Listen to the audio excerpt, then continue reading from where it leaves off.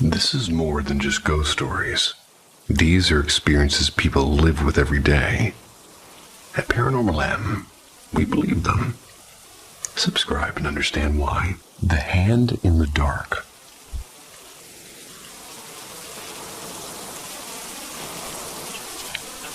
I was never afraid of the dark until that night. Back when I was a teenager, I used to spend my summers at my aunt's place. Her household was deeply ritualistic. Incense every morning and evening chants, the works. There was always something heavy in the air, like the house was holding its breath, and I couldn't explain it. But I felt it every time I visited there. My little cousin, only 6 years old back then, used to insist that there was a ghost hiding inside the wardrobe of the upstairs guest room. Naturally, the adults laughed it off, and kids do say things, right? One evening, the ground floor bathroom was occupied, and I had reached the point of no return. Against the unspoken rules of guests staying downstairs, I bolted upstairs to find the other washroom. The moment my foot hit the top step, everything was swallowed by darkness. Not the hum of the ceiling fan, not a dog with itchy ears, no flicker of light, just silence that pressed against my ears. I groped for the light switch. I was tapping every button on the panel, but none seemed to work. My stomach twisted with urgency. So I forced myself to cross the hallway in the pitch black.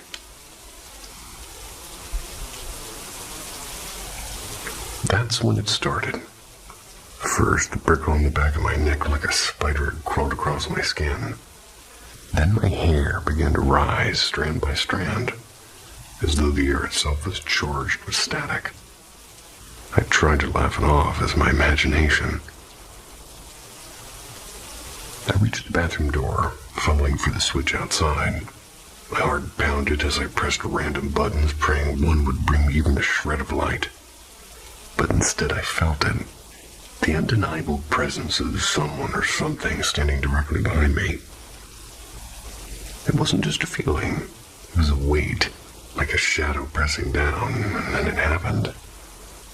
A hand, a solid, heavy hand, clamped onto my shoulder. I spun around and there was nothing, just this suffocating blackness. I didn't wait for a second chance.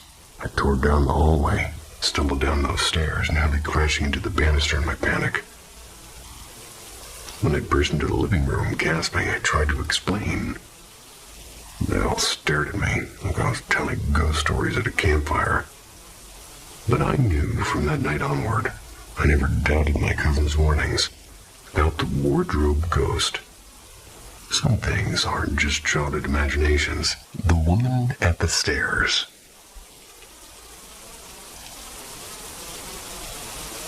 When I was about 9, I began having the same recurring dream. In the dream, I'm lying on the couch in our living room, where you could see the staircase clearly from where my head rested. At the bottom of the stairs stood a woman. She wasn't quite alive, though not quite dead either. Her skin was pale like candle wax, long black hair hanging stiff, and eyes so dark they almost swallowed the light. Her mouth was slightly open, as though she was about to speak but never found the words. In the dream, I could never move. My body was heavy, locked in place. My only freedom being sort of to glance around in dread. She never walked closer in any way I could see. But each night, she was nearer than before. First, only peering through the banisters, then standing at the foot of the stairs, and finally, looming inches from my face. The night she reached me, so close I could see the cracks in her lips. The dreams ended. Just like that, they stopped, never returned. Even now, years later, I avoid passing the staircase in the dark. She never touched me, never harmed me, but her presence lingered long enough that I still wonder, was she only a dream or something that chose to stop once it had seen me up close? Or saw you brandishing some... Well, I was going to say something more clever, but... name brand chapstick. I swear, this freaked me out more than anything. So I'm coasting downhill on my bike late at night. The road was stretching endlessly empty on both directions. Out of nowhere, I spotted somebody walking ahead of me. Just one lone figure in the middle of the road, and it instantly gave me this uneasy feeling. A feeling like we shouldn't have been the only two souls out there. As I got closer, I blinked for maybe half a second. And when my eyes refocused, they were gone, like completely gone. I hit the brakes so hard my tires screeched, and I scanned the road and the dirt shoulders, even the train tracks that ran alongside. Nothing. No person, no movement. Not even the sound of footsteps fading away. The place was wide open. No trees, no cars, nowhere to hide. I even walked back up the hill with my bike, half expecting to catch somebody crouching low, but there was absolutely no sign of life, just wind and empty land. So now I'm left asking, was it a random hiker who hit the ground flat as a pancake in some camo jacket? Did I stumble across somebody with a military-grade invisibility cloak, or worse, one of those fantasy hobbit cloaks that turn you into a boulder? Or is my brain just playing tricks on me? Did my mind conjure up a phantom person out of shadows and moonlight? I mean, I know what I saw. I put money on it being a human figure. I don't even believe in ghosts, is kind of the weird thing. Not at all, actually. I keep telling myself it must have been some kind of hallucination, or maybe a mirage caused by exhaustion. Still, I can't shake how bone-chilling it was, because I'm 100% convinced I wasn't just imagining it. Has anybody else had something like this happen? Cookies in the hallway.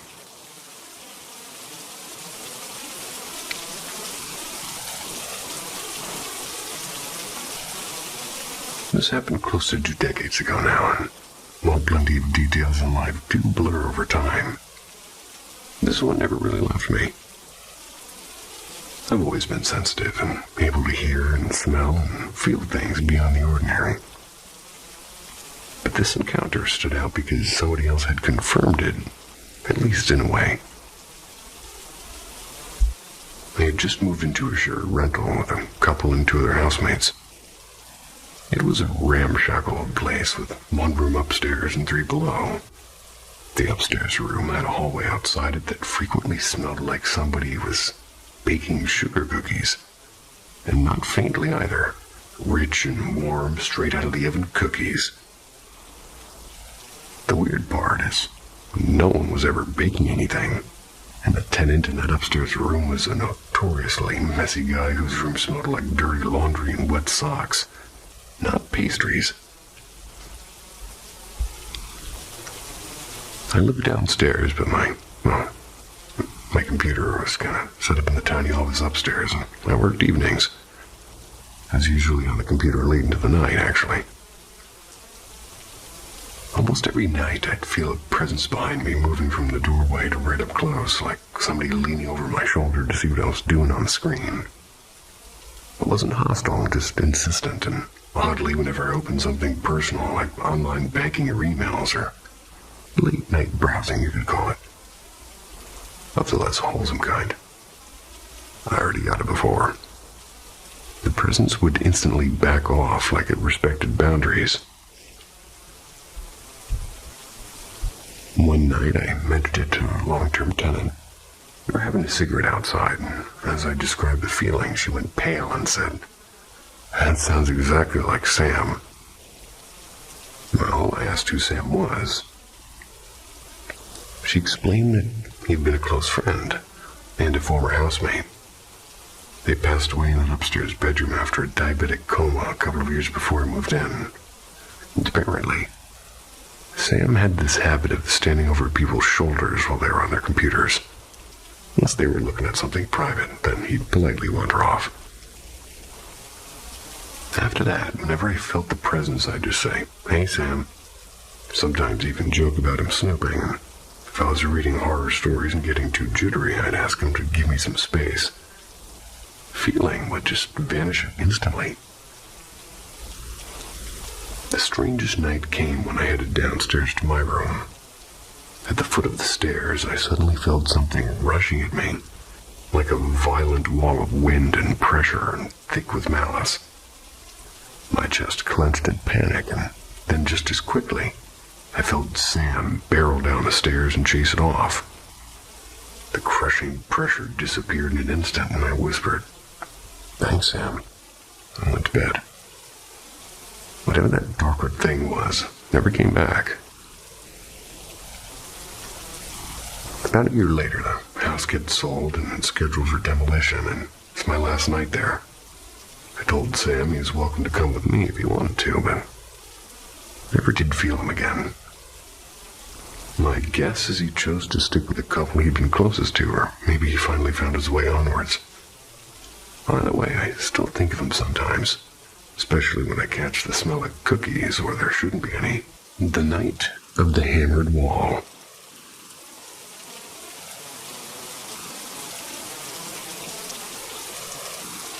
When I was still living back in my home country, strange things always seemed to stir around our old house in the woods.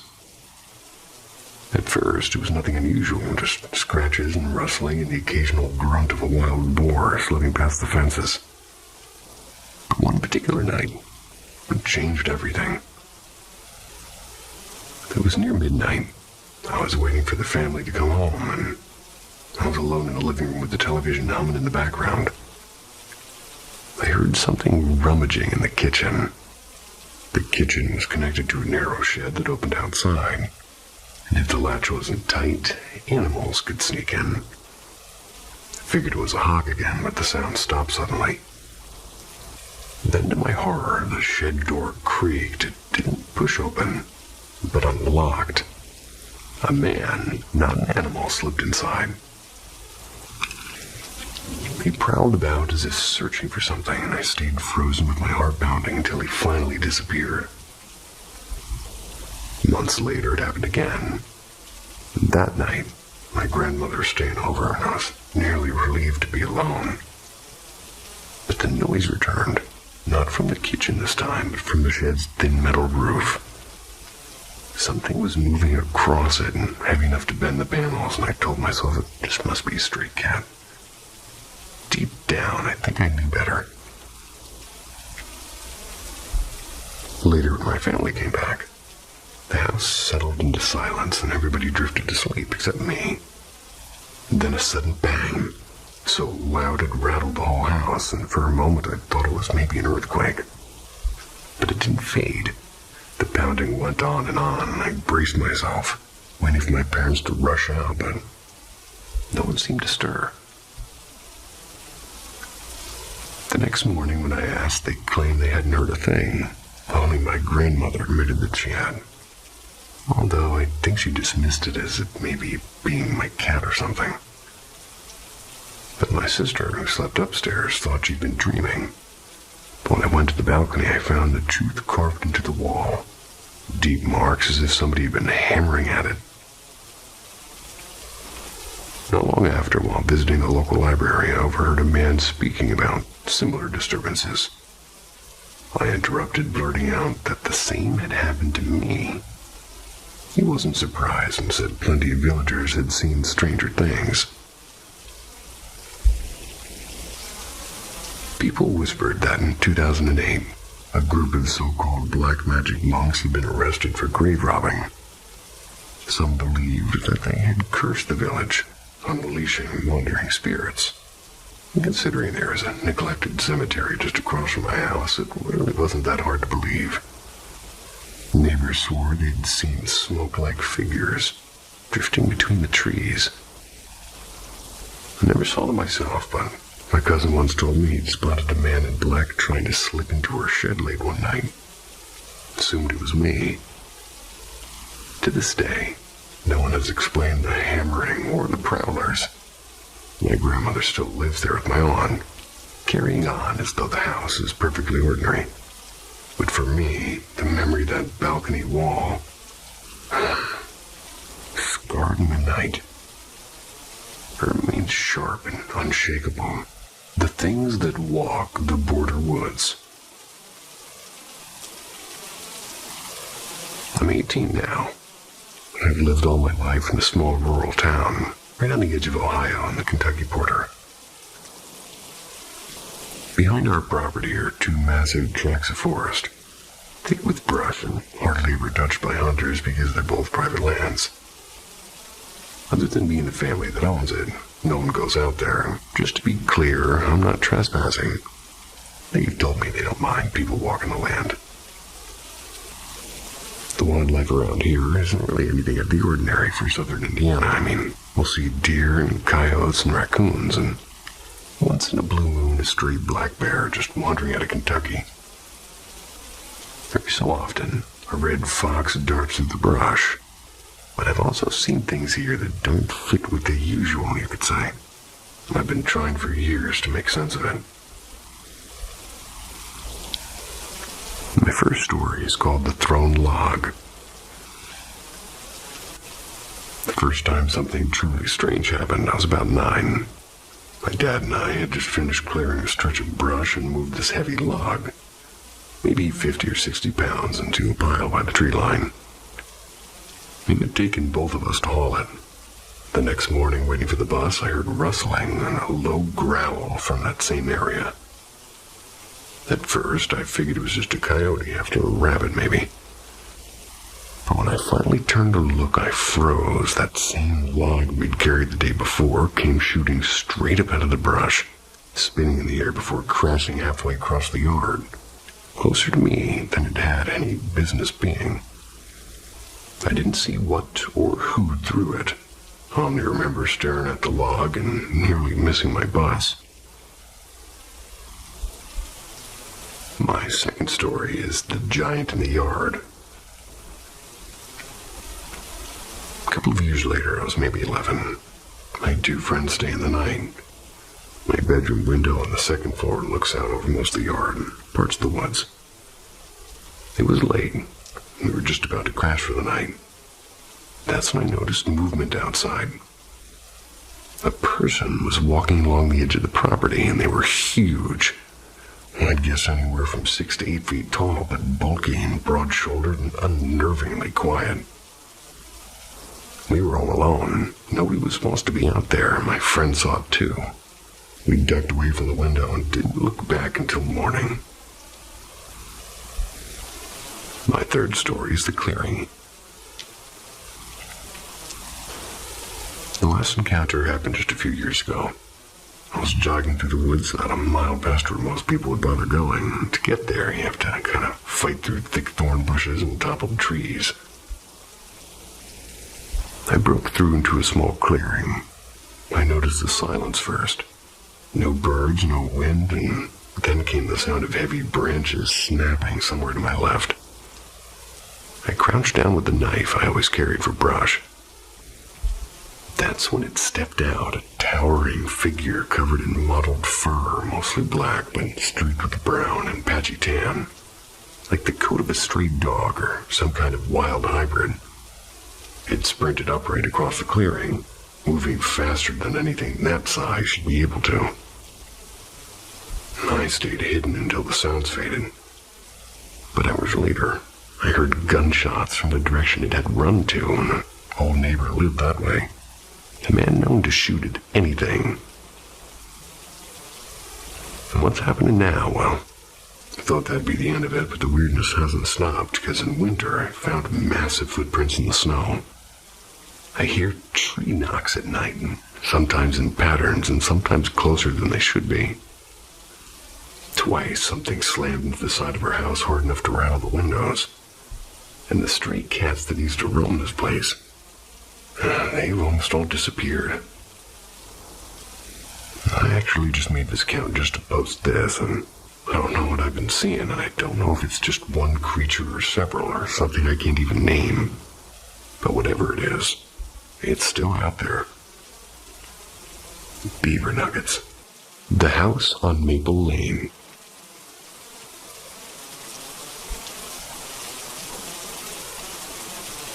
For context, I live alone, except for weeks when my 6-year-old daughter stays with me.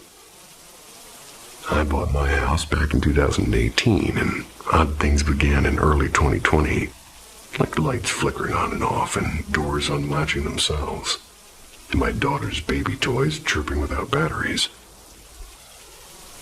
My ex and I were separated late 2020, named the presence Linda, and, well, she seemed harmless. I asked her politely to cut it out with the doors and the toys, and for a while it seemed that she did. In 2021, my friend moved in for a few months, and she swore that she heard footsteps pacing in the hallway at night. Didn't bother me, and I just let Linda wander. But 2022, I was dating somebody cruel and kind of manipulative. The house's energy grew heavy, and shadows just flitted across the rooms. I told myself it was connected to him. That's when things turned darker. I've had sleep paralysis since childhood, but one morning it felt different. I was pinned in bed and I was paralyzed, with my boyfriend asleep beside me, too. Out of the corner of my eye, I saw her, a faceless woman with long silver hair and chalk white skin and a black dress. She climbed onto me, pressing the breath out of my chest. Desperate, I fought against the paralysis, and I cursed at her, and without knowing why, I screamed the name Anna. And instantly she vanished.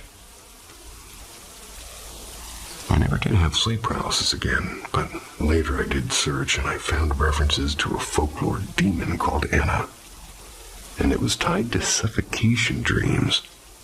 I burned sage, marked my doorways with salt, and I wore my St. Benedict medal every night.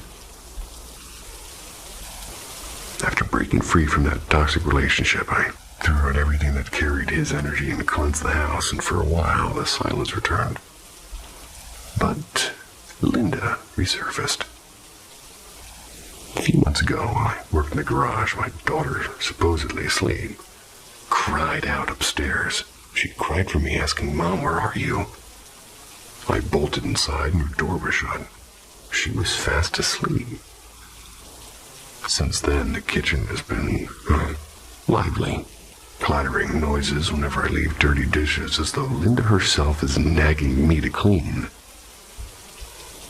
You chose her name after tearing down wood paneling during a remodel, and behind it, written in fading red paint, "Hi, Linda."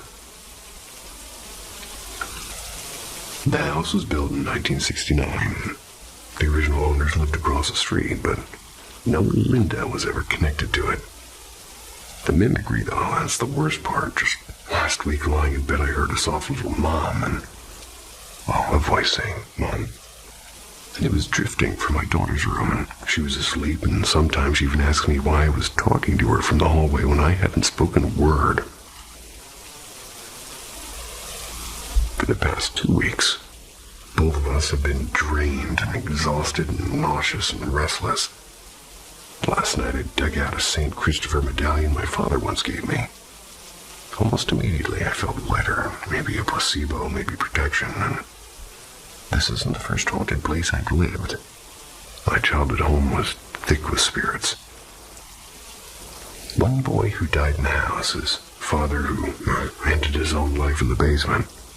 Our dog never set paw downstairs. He would growl at the shadows, and I even used a Ouija board once, which only made the air heavier. Tisk, tisk. Since then, I've lived in apartments and other houses. Some peaceful, some kind of not, and this one is different. Something here feels old and waiting, like it chose me. Next week I'll see a medium, and until then I sage and I pray and I surround myself in imagined light. But the mimicry, the voice that isn't my daughter's, it keeps whispering, I can't shake the thought that Linda isn't Linda at all. The watcher beyond the glass. When I was a kid, I used to have this nightmare that wasn't really a nightmare. It was more like a series, like some messed up TV show that kept rolling out new episodes whether I wanted them or not. And every time I sort of slipped into it, I knew exactly where I was and exactly what was about to happen. I called him the Watcher Beyond the Glass. Clunky name, I know, and it's kind of what stuck with me. The setting was always my real childhood bedroom. Every detail was perfect. Posters on the wall, the creaky dresser, the scratch on the door.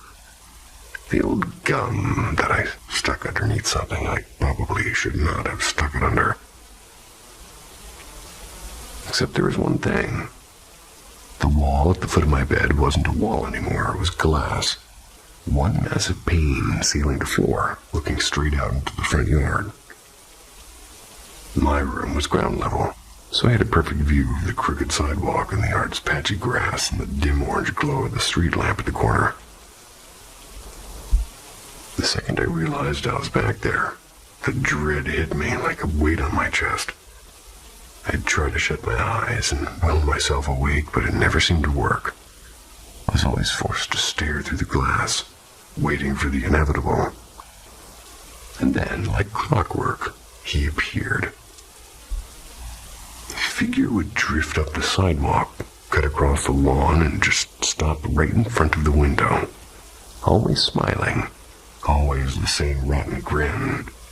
And he looked wrong, like too tall, skin like candle wax, bald head gleaming under the street lamp. Never moved his lips, but his voice would slide into my head as clear as he was whispering into my ear. And he told me he could see me anywhere. That distance, walls and time, well, none of it seemed to matter to him. He was always there watching. He loved reminding me that my parents couldn't see him. Wouldn't believe me even if they could.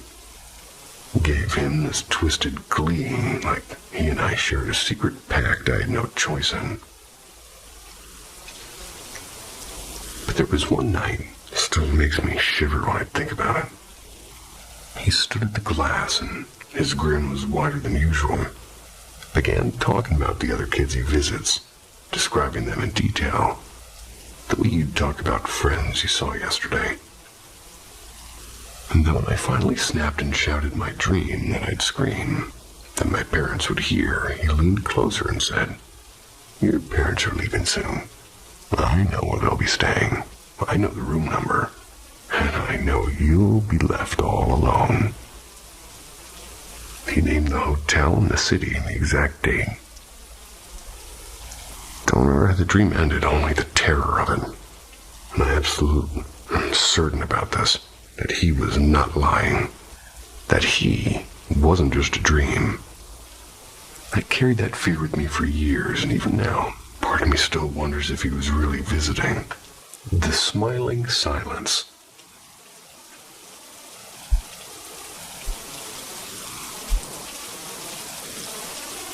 A couple of weeks back, not going back and forth with my partner,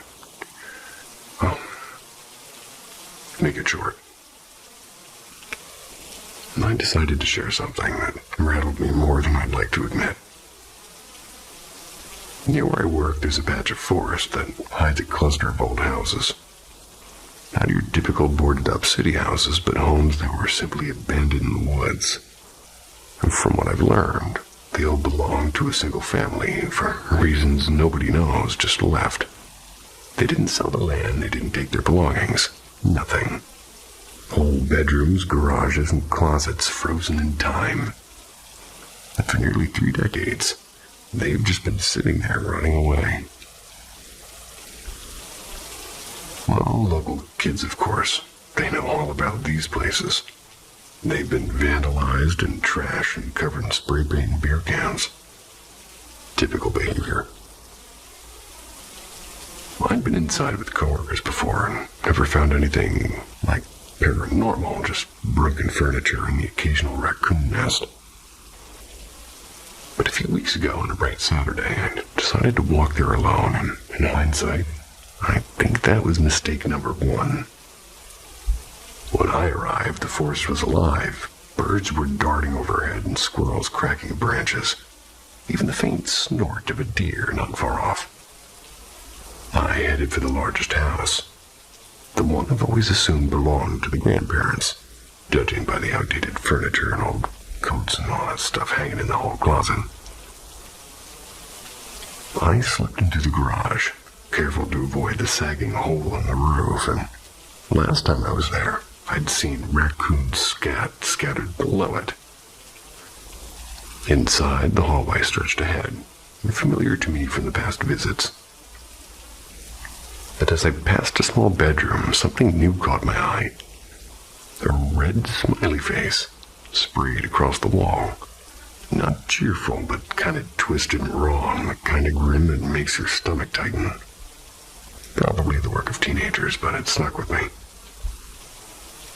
I carried on to the kitchen, the heart of the house, you could say. From there, I could head to the living room, to the basement, or up the creaking stairs, and I paused, deciding which path to take. Then it hit me like an oppressive wave of dread. Not fear like when you watch a horror movie. No. This was primal and raw. Every hair in my body stood up. Felt like something massive was looming behind me and breathing down my neck, ready to pounce. I froze, not a sound, nothing moved, but my instincts screamed to leave. I retraced my steps slowly out of the hallway, through the garage and onto the lawn. I turned back, expecting to see someone or something in the kitchen. Instead, I realized the forest had gone silent. There was no birds, no insects, and no wind, just stillness. And then came the strangest sensation. Not that something was behind me, but that something was inside of the house, and it was watching me, and it was quiet and patient and focused. That was enough. I'd left fast. And even as I walked the overgrown path back to the road, the silence clung to me. For 100 yards, I felt pursued. The footsteps.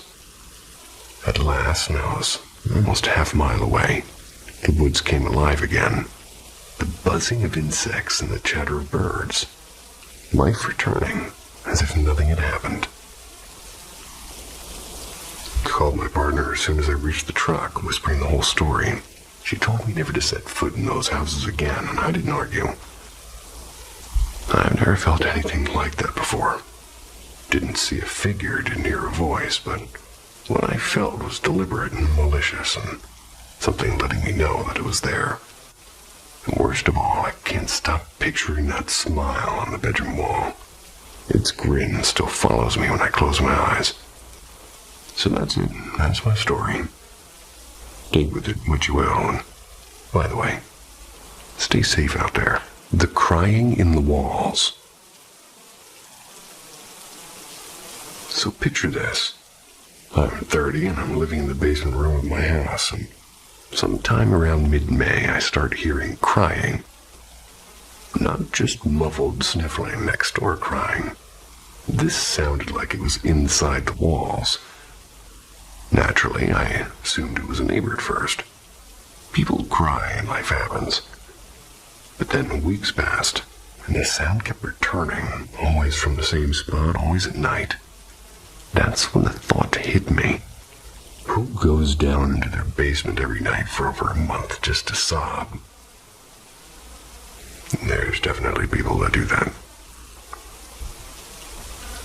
But around that time, I also had to process some pretty painful news. A cousin of mine passed years ago in July of 2016. She had a really tragic life, and when she died, I ended up with a few of her belongings. Old jewelry and journals and little pieces of her, you could say. I don't talk about it much, but it sits heavy with me. So when the crying didn't stop, I started wondering if maybe somehow it could be her. I know it sounds wild, but I've read that spirits who die in trauma sometimes linger, working through grief they couldn't resolve during life. The weeping gets described as a kind of loop, like they're stuck processing. Some folks, they suggest creating a memorial space, laying out their belongings and telling their story out loud. It's meant to help them move on, and part of me feels desperate to try in case this is really her. But then came the spirit box. My first time using one, in fact. A PSB-7. I wanted to dismiss it as a dumb toy, but God, I wanted to dismiss it. But the responses rattled me. Amid the static, a woman's voice asked if I could hear her, and she screamed, "Help me." And at another point, 4 and the word 9 came through clear as day. Then harsher voices. Men, I think, spitting venom like, "Get out and you'll regret it." I replayed the audio on my computer. It hit even harder. I hadn't noticed how distinct the words were in the moment. The next night I tried again, and half the session was just help on repeat. And once an old man's voice barked, "Leave." I emailed a local paranormal society, but no word back yet. Thought about calling a medium, even though that's way outside my comfort zone. I am spiritual, but not religious, and well, ghosts, that's always been my #1 nightmare. And now here I am, basement walls echoing with sobs and the spirit box begging me to listen. And me not knowing if the right move is to reach out or to run. Well, you know what I think. The tenant's shadow. When I moved into my new loft, the landlord casually mentioned that the previous tenant had been, quote, end quote, troubled. Apparently, an attitude left the place in ruins. My partner and I laughed it off at first, patched up when we could, and we made it our little refuge. But 2 months in, the laughter had worn thin, and something was wrong here. It started during a shared slump. Both of us sank into heavy moods, and I couldn't sleep without nightmares. And almost every nap ended in sleep paralysis. One afternoon, I woke up to see a twisted version of my partner looming over me, grinning too wide. And the worst part was, she was at her office across town. Later that day, the apartment felt hollow. The kind of silence that hums in your chest while cleaning. Well, my partner stepped out to throw away a bag of trash. She left the main door open, but latched the screen door, and a minute later I turned around, the main door was shut, and the screen door swung wide. That latch does not move on its own.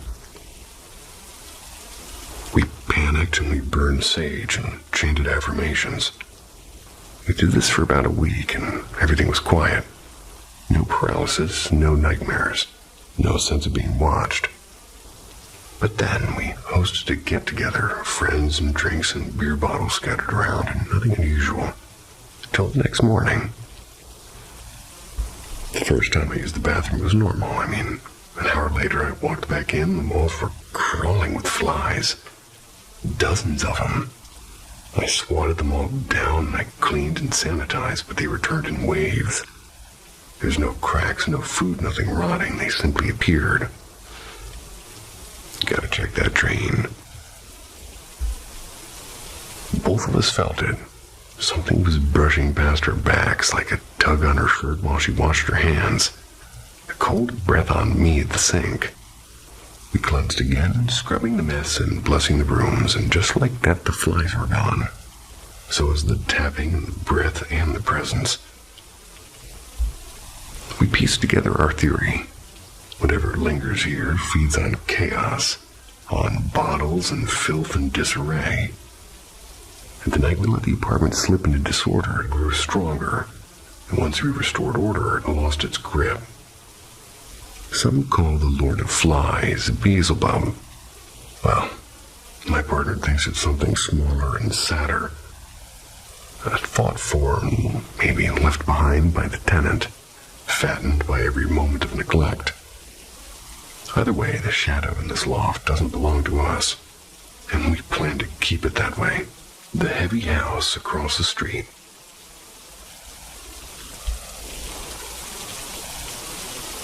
This morning started like any other morning. I'm sipping coffee on my back porch, watching my dogs wrestle over a squeaky toy. That's when I heard the doorbell ring. They heard it too, and they went ballistic, which meant I had no choice but to investigate. Front door empty and side door empty.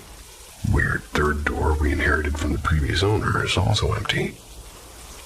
At that point, I figured it was either a ghost or maybe Amazon playing mind games with me again. But then across the street, I noticed a handwritten sign. Estate sale. Somebody stepped out of a car with that "I'm about to dig through a stranger's life" look. I thought, why not? You can find treasures in old houses. Plus, it beat folding laundry. The second I stepped inside, though, it hit me. This wave of sadness. So thick it was almost physical. And I've been to plenty of estate sales before, and usually my only emotion is, should I really spend $5 on this broken lamp?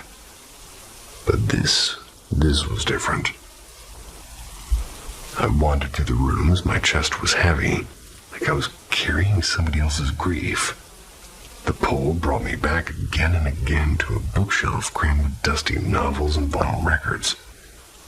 I spotted something. A Fable by William Faulkner. And I'm a sucker for old books, so I grabbed it and a few others before it dissolved into kind of tears in front of the cashier there, and I gulped air like I'd just escaped the haunted attic. My mom was still inside, and, well, she loves to inspect everything, including broken blenders. So I waited in the curb with my stack of books like some tragic character in a sad indie film. Later, I learned the truth. The couple who lived there, they weren't dead at all. They were alive. 94 and 97. Simply moved into an assisted living facility, which was somehow comforting and unsettling at the same time. Still, the house didn't feel empty, and when I went back, the heaviness seemed to cling to me, especially near a room I had avoided the first time. My mom insisted I step inside, and the moment I did, it hit harder than before. Migraine, tears, the whole package. I left quickly. Therapy appointment. Lucky timing. Now the book sits in my office, humming with quiet weight. Can't shake that feeling that the house is holding on to something. Not death exactly, but memories so thick they've congealed into air. And maybe when I heard that doorbell this morning, it wasn't a ghost at all. Maybe it was the house calling me. The 3 knocks at the Ludlow house.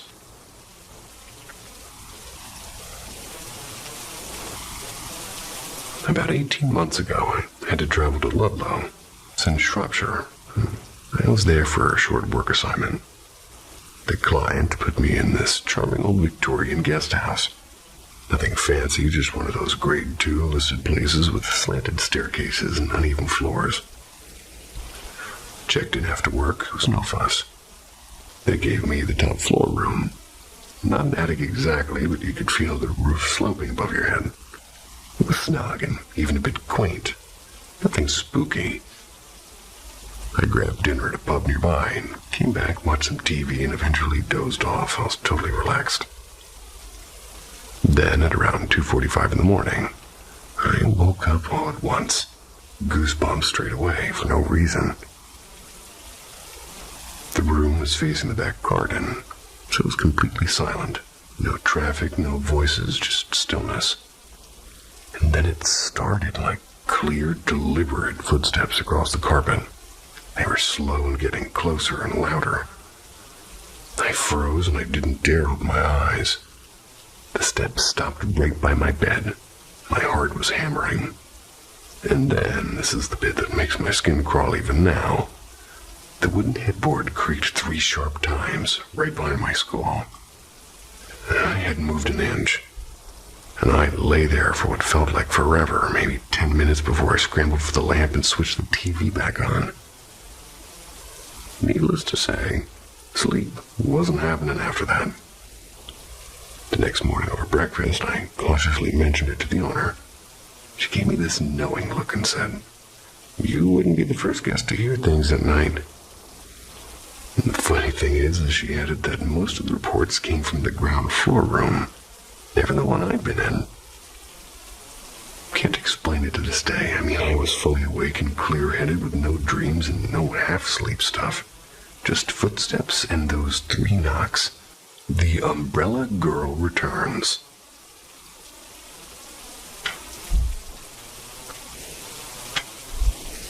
When she was about 6, my niece had an imaginary friend, or at least that's what we thought. She called her the girl with the umbrella. Strange name for a strange companion. Sometimes she'd whisper that the girl was standing right behind us and watching. And creepier still, she'd repeat things that this quote-unquote friend told her. Things that disturbingly often turned out to be true. But when she turned 8, the girl with the umbrella simply vanished. My niece sketched her from memory. She did it again and again, and yet never ever would draw a face on this thing. Not because the girl had none, but because every time she tried, it made my sister, her mom, cry. So years pass. My niece and I are bonded over ghost stories and paranormal shows, and we'd laugh about how her dad, this towering stoic man, would practically curl up in terror at the mention of spirits. Then came her 12th birthday. She announced she wanted to start a ghost podcast, just her and me telling stories to the world. Her parents said absolutely not. Too young for the internet. But I made a deal. We'd record episodes just for us and never post them. And it became a ritual. She'd come over and have dinner with me and my partner, and the 3 of us would laugh and tell stories and record them.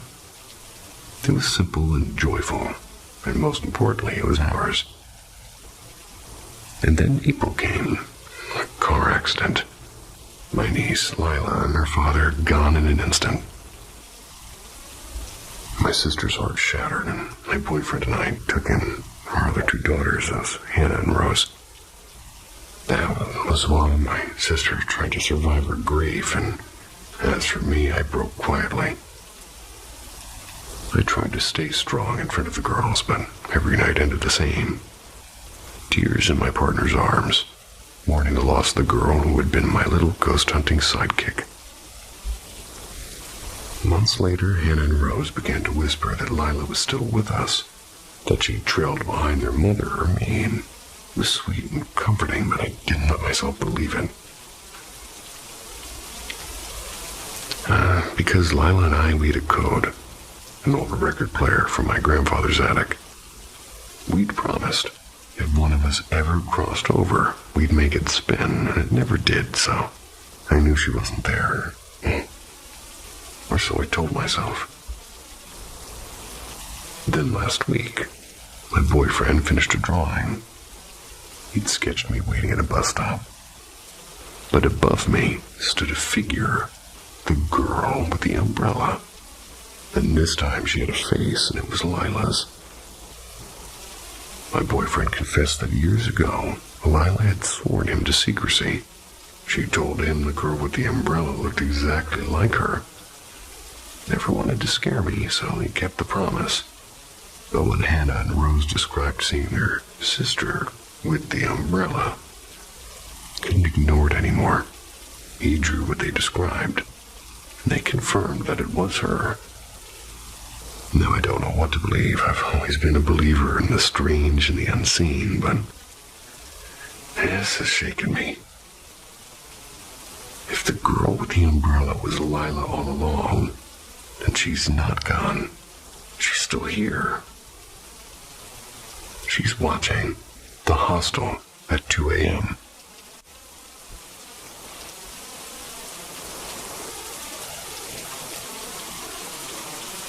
I'm a medical student from India, and this happened back in my hostel days. And our hostel was a huge rectangular building with my room tucked away at the farthest wing. It was a long hall shared by the four of us, and just outside was a shared bathroom that echoed with every sound. Like all college kids with poor judgment, we had a habit of watching horror films until way past midnight. One evening, after a greasy dinner out, we dragged ourselves back late, and my bed was the first one near the entrance, and the others kind of stretched deeper into the room. Around 2:15, I woke up to a furious banging on the door. Half asleep, I checked my phone, hoping it was just a dream. The noise grew sharper and insistent, almost angry. And oddly, my three roommates slipped through it. Terrified, I shook the girl next to me awake, and she heard it too. Wanted to open the door. And I stopped her. I was reasoning that if it was truly urgent, somebody from another room would have called us. We waited, and the knocking eventually ceased. So the next morning, I asked the girls in the adjacent room if they'd heard anything. They looked at me blankly. There's no noise, no prank, nothing. 2 nights later, things got stronger. Blah, blah, blah, blah, blah, tripping on my own tongue. Get in line, face. Okay, me. 2 nights later, things got stranger. One roommate rose in the dark. Her eyes were unfocused. I whispered her name, but she ignored me. She walked straight to the door and opened it and peered both ways down the corridor, then closed it gently, went back to bed. When I asked her about it the next morning, she said she had clearly heard someone knocking. That weekend, everybody kind of left for their hometowns, except for me and one other girl. We decided to sleep early. Around midnight, she stirred, turned toward me with a smile that was far too wide and far too eerie, and went back to sleep without a word. That was the breaking point. The very next morning, I went to a temple and brought back a framed picture of Lord Hanuman. We placed it by the door, and after that, the nights were silent. No knocking, no wandering, no strange smiles. That was the first and last truly unsettling brush with the unknown in my life. Hanuman, the window at Gaines Tavern.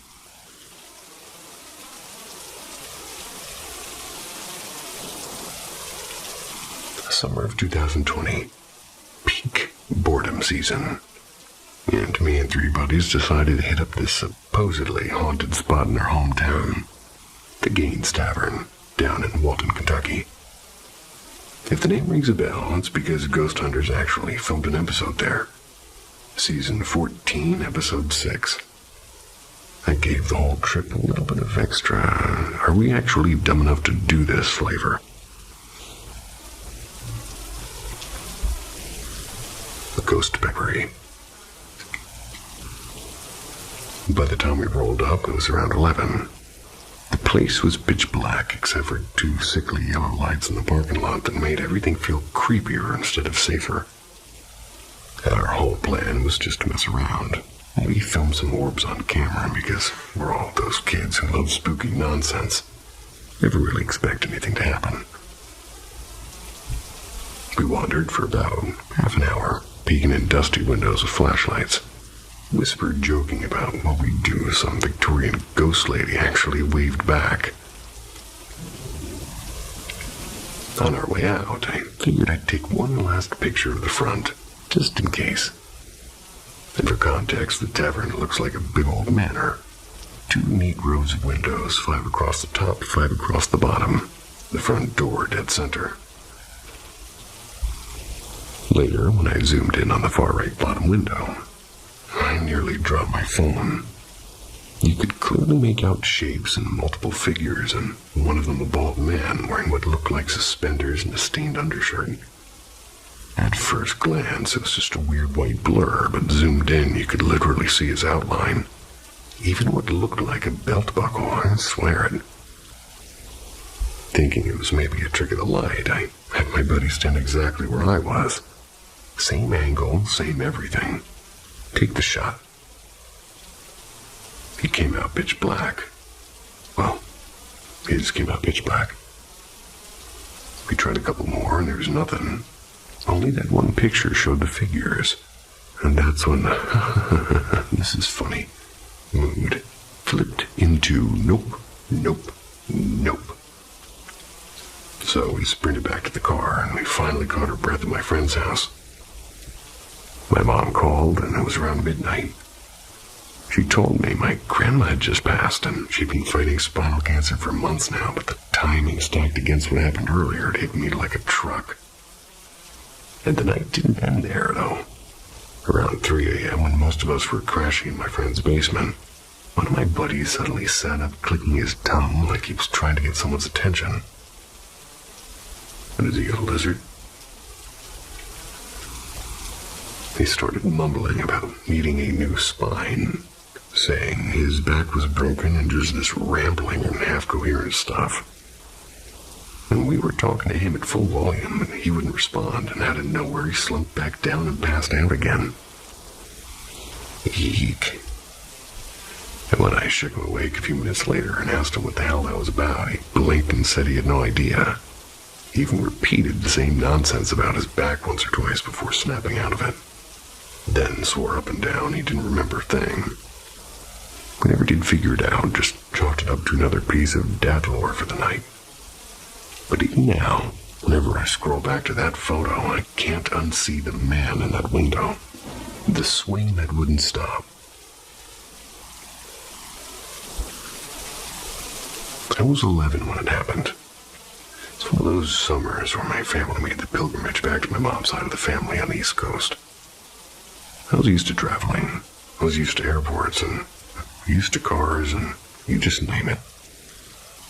So when I heard we were leaving our calm little Virginia town for the noise and neon of Brooklyn, New York, I didn't think much of it.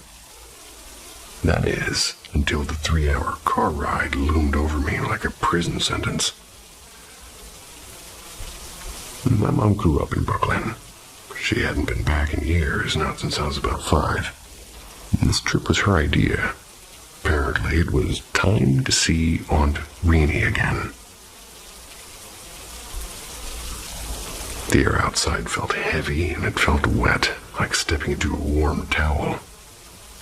I liked it, though. I mean, humidity was weirdly comforting, like the world was giving me a hug. But then the buzzing started.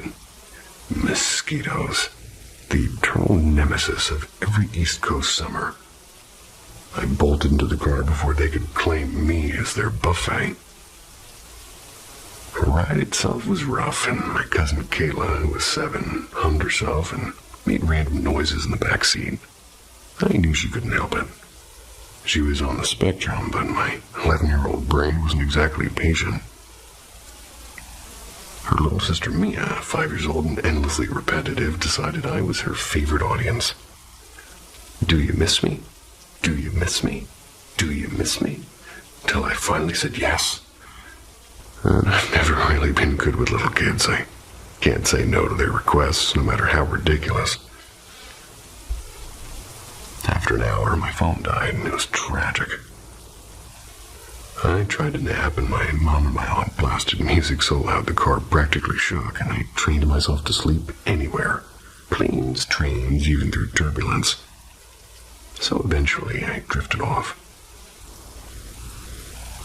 I woke up outside of a brick apartment building in Brooklyn, Aunt Rainey's place. Stumbled inside and collapsed on the couch without a word, and the next morning, I met my cousins again. Jalen, tall and confident at 12, and Marcus, younger at 9 but bursting with energy. Jalen towering over me by a good half a foot at that, which was kind of unfair since he was only a year older. That afternoon, somebody suggested we take the subway into the city. I'd never been on one before, and the chaos of it and the screeching brakes and packed cars and vendors shouting was overwhelming. We wandered Manhattan, eating pretzels and hot dogs from stands that smelled both amazing and slightly suspicious. Later that night, 10 o'clock, pitch black, we ended up at the playground near the apartment. I tried to argue against it since playgrounds at night are objectively creepier than haunted houses, but nobody seemed to listen to me. The place felt off and quiet in a way that wasn't normal for a city block. We shrugged it off, climbed the monkey bars, started talking. That's when I noticed it. There's a little baby swing over there, and it's moving on its own. And it wasn't just a gentle sway, it was like swinging like a kid was still in it. The problem was the last mother and child had left like half an hour ago. Jalen, look. He squints. Well, that's weird. He hopped down and he approached the swing. The second he got it, slowed to a dead stop. Like it had been caught, and he reached out, touched the seat, and yanked his hand back like it burned. It's warm. Just like somebody's just been here. I climbed down, my heart thudding, and then Jalen froze again. He touched a bar in the jungle gym and said, "This one's warm too." But neither of us had been near it. We stood there, two kids with no good explanation, until we both came to the sudden, unspoken conclusion. The park was not empty. We decided the place must have been haunted by kids and made sense in a sort of a grim way.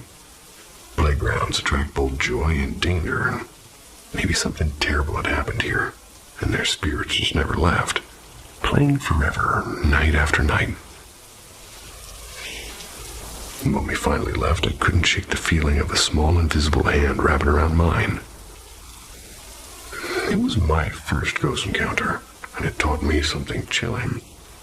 Maybe the afterlife isn't pain or peace, it's boredom. Eternal, restless boredom. But hey, that's all behind me now, right? The Fog Man of Hollow Pines.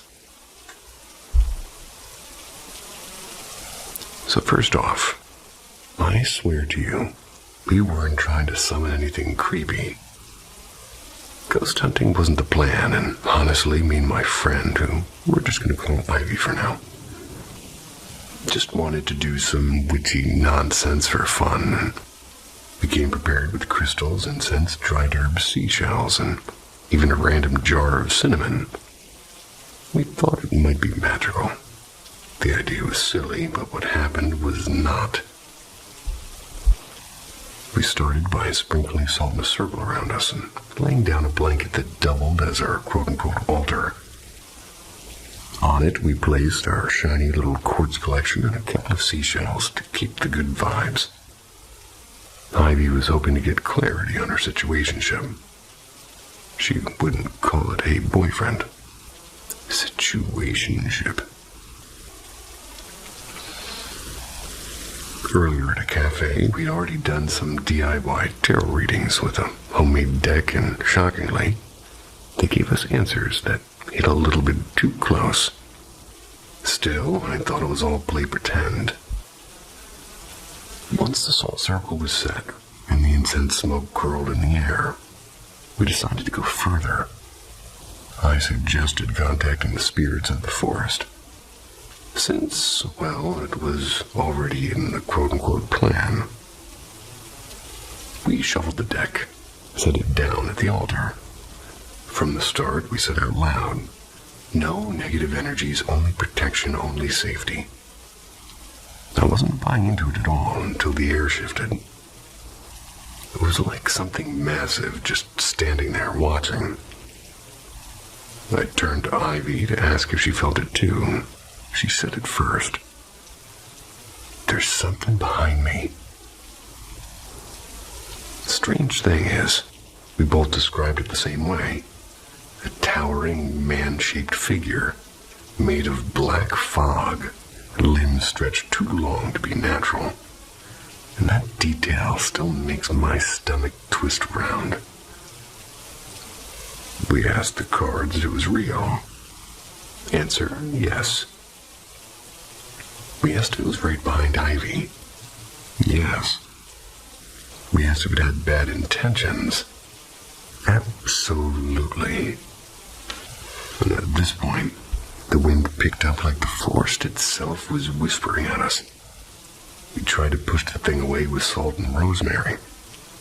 The cards told us it was definitely masculine, which matched the heavy, dark presence pressing in. Ivy reminded me of how earlier we'd been ranting about women's rights and toxic masculinity. Maybe this thing had been lurking since then. The idea gave me chills. We tried asking other spirits instead, but the vibe got kind of worse. The cards spoke in half threats, and it felt like the fog man was circling our salt barrier. That's when leaves behind Ivy rustled like something had stomped down hard. Except nothing was there. No rock. No squirrel. Nothing. Just movement. The forest. It didn't like us. That much was clear. When we asked straight up if we were welcome, the cards went from maybe to leave. Nice pun, forest. Did we listen? Of course not. We stuck around to take pictures like idiots. The sky went from bright to storm dark in minutes, and thunder started rolling in. The second we left the pines, the rain crashed down so violently our shoes filled with water. Hair plastered, clothes soaked. We stumbled out half laughing, half panicking. Ivy swore it was the forest punishing us. Thought maybe it was the opposite. Like the rain was cleansing us and scrubbing off whatever filth the fog man tried to cling to us. Either way, one thing's certain. I don't think either of us will step foot in that forest again. And you would be surprised at how much liquid high tops can actually keep in there. Just poured mine out, well, an hour ago. Don't ride motorcycles with an umbrella, by the way. The house that didn't sleep.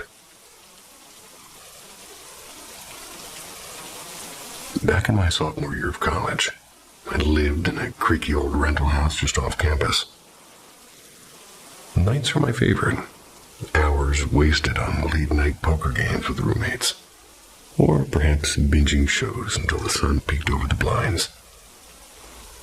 Since lectures weren't mandatory, I treated mornings like some cruel myth, like freedom was delicious, and responsibility was a dish I never ordered. At first, the place just felt quirky. You know, old house stuff, settling wood, drafty windows, pipes that coughed in the night. But then, little things started nagging at me. I'd swear somebody was standing behind me while I typed, only to find the room empty. My dreams soured into brutal nightmares. I'd wake up in a sweat. My eyes would be wide. My body would be stiff as stone, pinned to the bed like some invisible thing had me. The sounds came next. Closet doors groaning open on their own. Shuffling in the hall when no one else was home. Lights sputtering out for no reason. Sometimes, just as I was about to drift off. And things got worse after a long weekend trip. One night, I'm half asleep when I heard a scraping sound like wood dragging against wood. My closet door slowly inching open. I staggered out of bed, more annoyed than scared, till I felt it. A sharp tug on the hood of my sweatshirt, pulling me backward. I spun around, fists up, but nothing, just silence. A few days later, house gave me its most chilling gift. Someone or something had carved into the bathroom wall, not paint, not marker, but a gouge in the plaster. It looked like a face. Not human. The angles were wrong, the eyes too deep, the jaw stretched like it wanted to bite. I tried sanding it down, I tried painting over it, and the outline would always come back and darker each time. Even stranger, every lamp in my room burned out within days. Fresh bulbs, brand new backs. they'd die out one after another. It felt less like faulty wiring and more like something didn't want me seeing in the dark. The final straw came when I woke at 3 a.m. I saw shapes crawling around the ceiling, shadows that weren't mine, writhing like they were alive. And that night I grabbed a blanket, crashed on the couch. A week later I moved out for good, and now the house looks normal. Students live there, laughing on the porch, music thumping through the walls, but no shadows, no carvings, no whisper of anything strange. But me, I still dream about that face in the wall. When the lights flicker, I wonder if the house remembers me. The watcher in the road.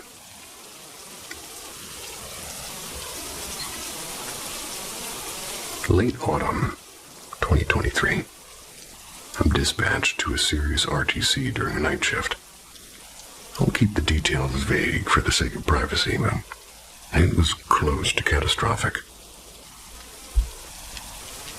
A delivery lorry, massive and unforgiving, it had plowed into a crowd of 8, driving them against the side of a shop before reversing, leaving a trail of broken bodies scattered in the tarmac. I arrived first on scene, greeted by chaos. The kind of scene you never truly prepare for. Torn limbs, blood pooling across the pavement, and air thick with panic. Triage has to be fast, seconds, not minutes. I zeroed in on a young man whose injuries were beyond grim. Catastrophic bleeding from both a leg and an arm, and one femur snapped clean and the other shattered through the skin. A punctured lung, a crushed chest wall that was quickly dragging him into cardiac arrest. And on top of that, an open fracture to the ankle and drifting consciousness. If I listed everything, we'd be here all night. I started treatment, doing what training and instinct demanded. But every few moments, my eyes were pulled almost against my will to the right. There something stood. It was black and hazy, almost translucent, like smoke shaped into the outline of a person of some kind. It didn't seem to move, it didn't sway, it just stood watching. I tried to dismiss it as a trick of the light, but the street was well lit. I could see my colleagues clearly just a few meters past it. The figure remained solid and separate. I looked away, forced myself back to my patient. But my gaze kept being dragged back. 5, 6 times at least, each time still there. Then the strangest part, his injuries seemed to multiply. One crisis solved, only to find another one flaring. It was as if something or someone was working against me, undoing every move. My mind, usually razor sharp under pressure, felt fogged, almost as if I was wading through a treacle. That figure didn't budge. Its stare burned into me. For context, this wasn't a night where I was running on fumes. I'd slept well. I'd eaten properly. I was not stressed, and if anything, I was in a good mood. It was my last night shift before a holiday. I'd seen worse in my career, far worse. I had no reason to break mentally here. So I've since tried to rationalize it. Bad lighting? No. Everything else was crystal clear. Eye floaters? Impossible. Stayed fixed no matter where I looked. Imagination? Well, doubtful. Not somebody who feeds their brain horror films or ghost stories. And stress? Well, not likely, given my state of mind. Still, I couldn't shake the feeling that it was there for him. That maybe it was his time and I'm standing in the way. Reaper or angel, I don't know. But if it was an angel, it wore the wrong clothes because its presence chilled me to the core. The part that still rattles me is despite all those injuries, nobody died that night. Not a single soul. Which is staggering given what we saw. I'm proud part of what we did, of course, but that shadow, the watcher, it haunts me. Still then, I've been on thousands of calls and I haven't seen it again. Maybe next time, if I do, I'll not do it. The Woman by the Bamboo Road. Location: Assam, India. When I was working like a sort of government posting. It's near the Bhutan border. It's back in 2018. Office hours were easy. By 2 p.m. I'd usually be free, and since the village had unreliable electricity, a nightmare for somebody who was like me, who was gaming every night back then, I decided to stay in a nearby town, commute the 35 kilometers on my motorbike.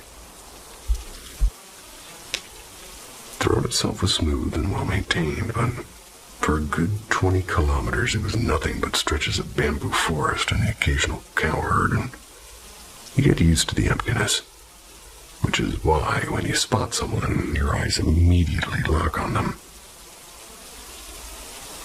That day around 3 p.m., halfway home when I noticed her, a woman dressed in tribal attire, walking along the road. She looked about 30. I slowed slightly past her and instinctively glanced into my rearview mirror to catch her face. The mirror showed nothing. She was gone, and, well, now any sensible person would just keep riding, but nope. I stopped. Maybe part curiosity, maybe part arrogance. After all, broad daylight doesn't usually pair with hauntings, and got off the bike, scanned the bamboo thickets. There's no way she could have vanished so quickly. No houses, no trails, and stood there for a moment, shrugged it off, and relieved myself by the roadside. Rode home. That night was normal. Dinner, games, bed at 1 a.m. But around 3, woke up with that heavy, crushing dread that paralyzes you before you even know why. I couldn't move. Sleep paralysis, I thought. I'd had it before, and usually it's just shadows or weight on your chest. Standard drill. This time was different. Cold arms wrapped around me from behind. Ice seeped straight into my bones. Then a woman's voice. Gentle, almost musical. You don't know me. What would you do with my name? My throat went dry. I whispered, "Leave me alone." And she replied and said, "I won't. I'll stay with you forever." Why? Because you were looking for me. The next morning, I had a raging fever. Couldn't drag myself to work. That night it happened again.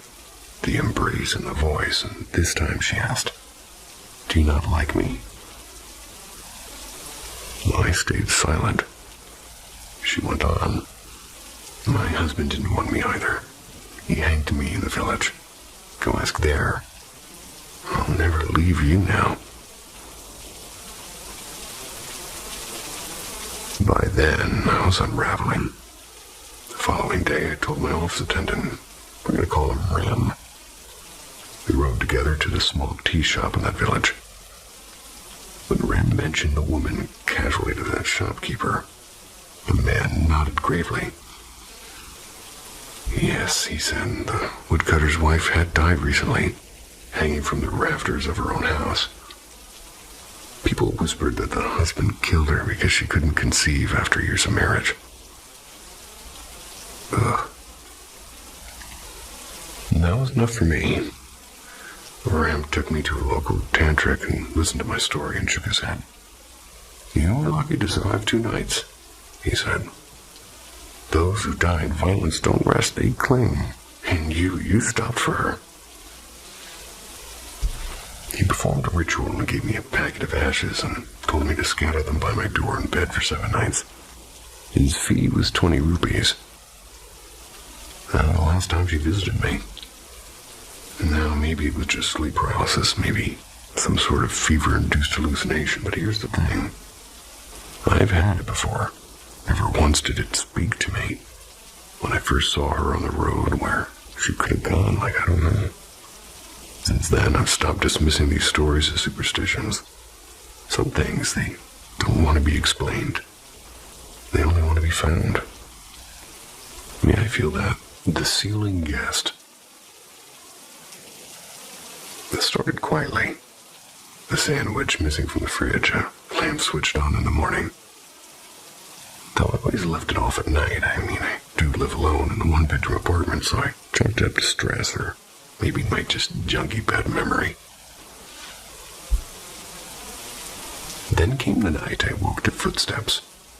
Not outside, not in the hallway, inside. Slow and measured, as if somebody knew the floor plan better than I did. I grabbed a kitchen knife, searched every corner. Nothing. The door was still deadbolted, actually. But a week later, I noticed the attic hatch above the closet had shifted, just barely open. I set my old laptop to record while I left for work. Its camera angled at the living room, and hours and nothing scrolled by until the very end. A pale foot swung down first, then a figure, thin, almost skeletal, hair hanging over its face. It crouched and reached for a carton of milk and crawled back into the darkness like it had done this for months. The police came. They searched the crawl space, and what they found was a thin blanket, half-eaten food, a rusted spoon, and notebooks filled with my name written over and over again. Somebody hadn't just been living above me. They had been studying me. The specter of Willow Bend Road. I'm driving down Willow Bend Road. It's not far past the old Ridgeview golf course. The clock on my dashboard read somewhere between 5:15 in the morning. I was heading to work on Ocala, and if I had to guess, it was early autumn. Hair wasn't sharp with winter cold, but really wasn't quite soft with summer warmth either. Just that crisp in-between kind of air. The road wasn't really cloaked in fog, though I do remember seeing a pale mist hanging low in the distance. It's almost like it was waiting. That's when I noticed it. Something gliding across the road, pale, shapeless at first, like a sort of figure smudged into the air itself. Willow Bend doesn't twist or climb much. It runs mostly straight with only a few lazy bends. I was on one of those straight stretches when the thing appeared and drifted out from the left where the woods are thick with pines. Crossed toward the right where the trees sort of break open into farmland, rolling off into low hills and broken fences. At first, I thought it was a patch of fog curling across the asphalt, but as I got closer, it sharpened into something else. Something with motion and presence and form. It wasn't just a mist anymore. It was a figure and a spirit and a specter. I slowed the car, and my pulse was just knocking in my throat while I was doing it. I had that exact thought. What the hell am I looking at? I didn't dare glance to the passenger side. I had this gnawing certainty that if I turned my head, it would already be there, pressed to the glass, staring back at me. So instead, I floored it. The stop sign came up faster than I expected. I didn't even pause. I blew straight through that thing. Yanked the wheel into a hard right and tore down the next road. And can't say how long it was before I looked into the rear view. Probably at least some amount of miles. But I will tell you this. Still don't like driving down that road in the dark. Well, yeah, the apartment that didn't want us.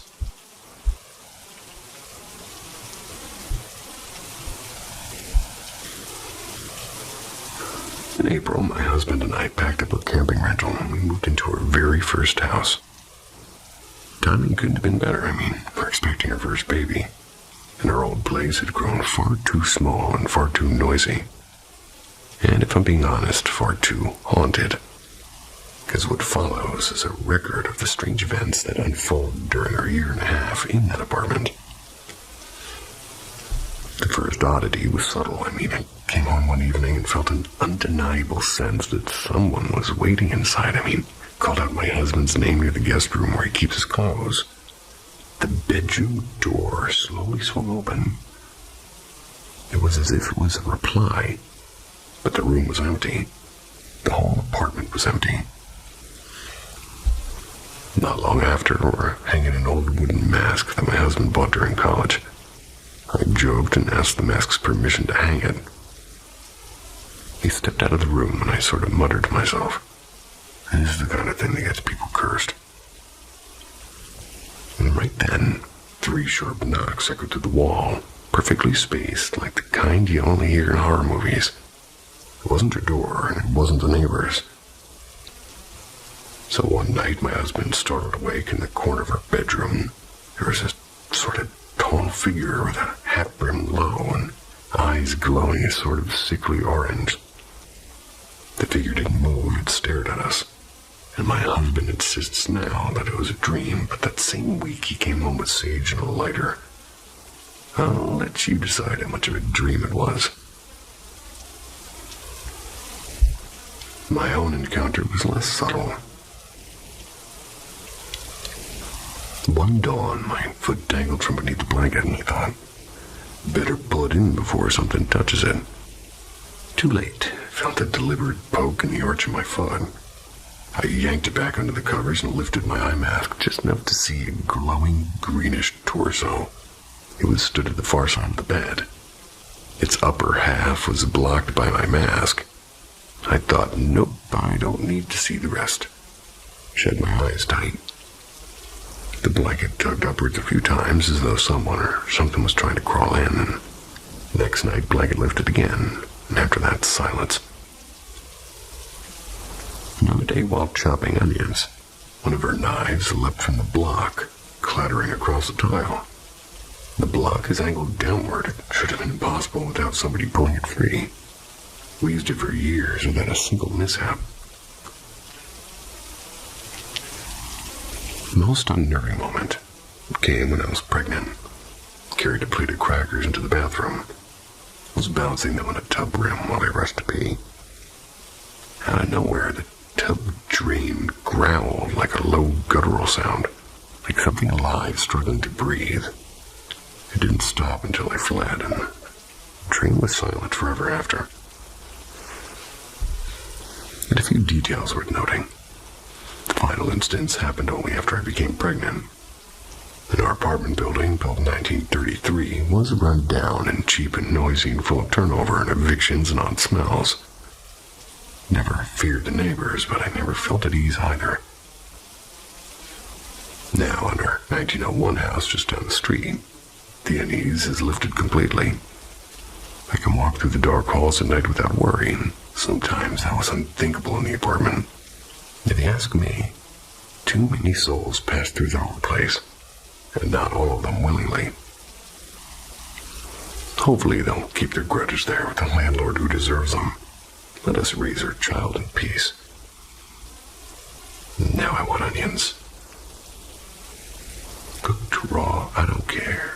I just want some onions. The shadow on the stairs.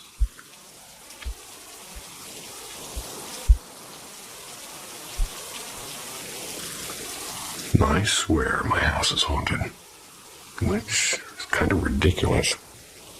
It was built barely 15 years ago by a sweet old couple who sold it to us.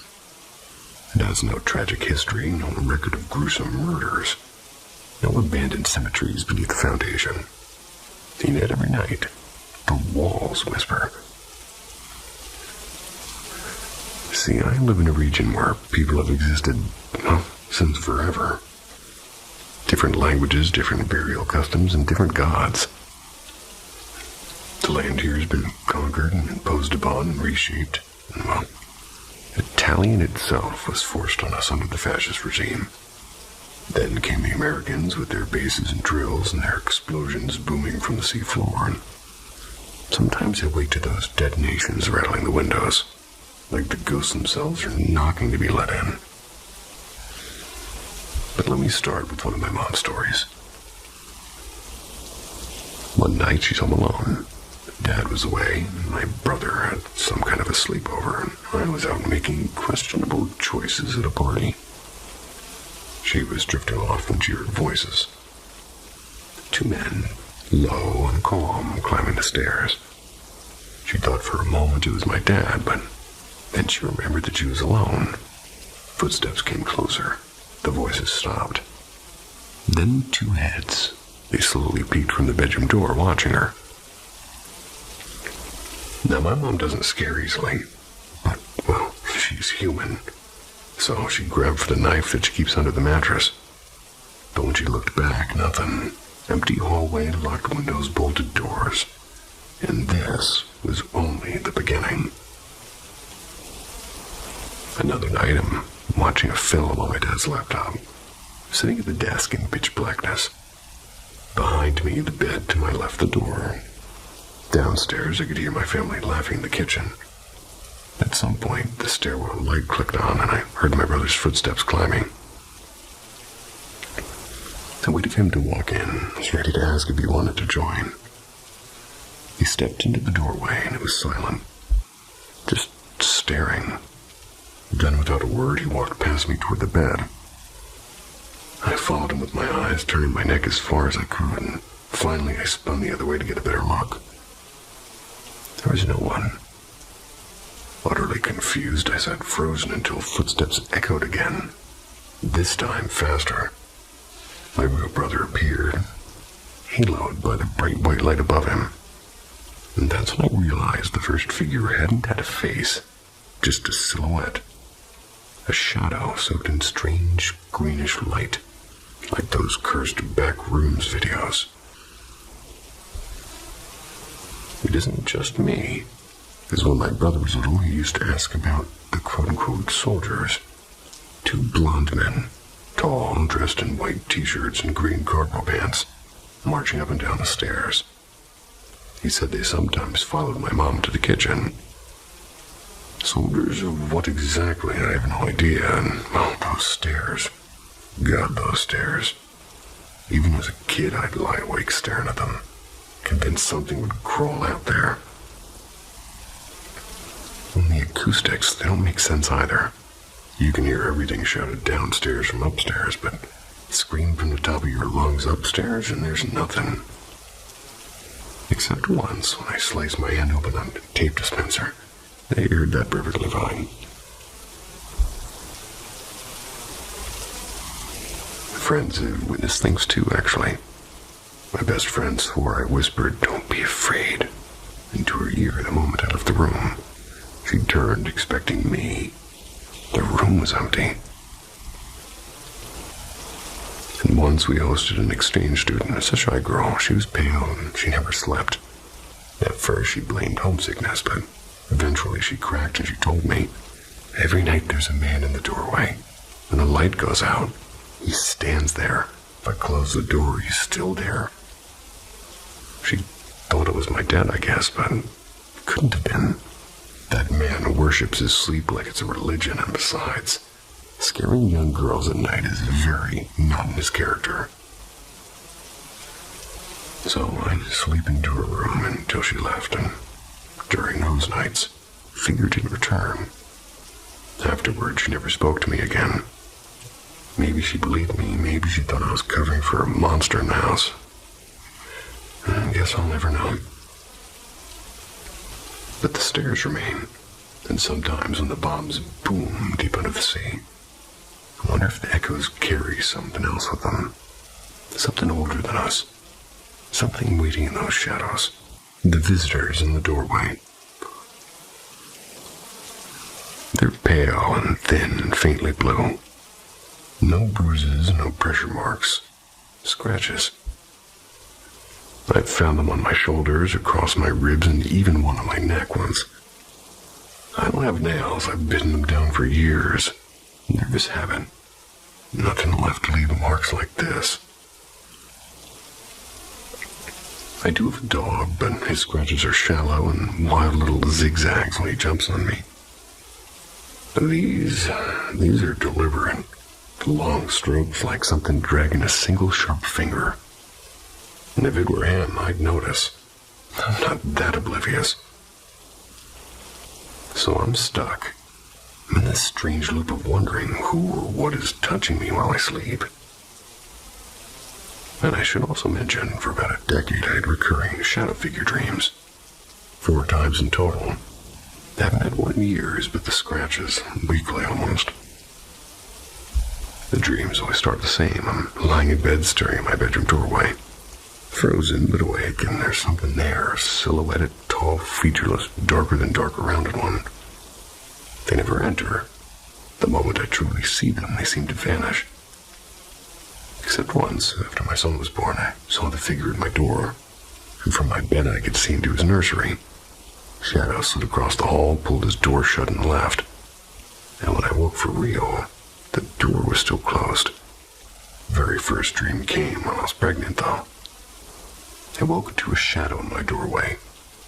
It turned not into my room, but down the hall toward the front of the house, disappearing near the door, like it had business elsewhere.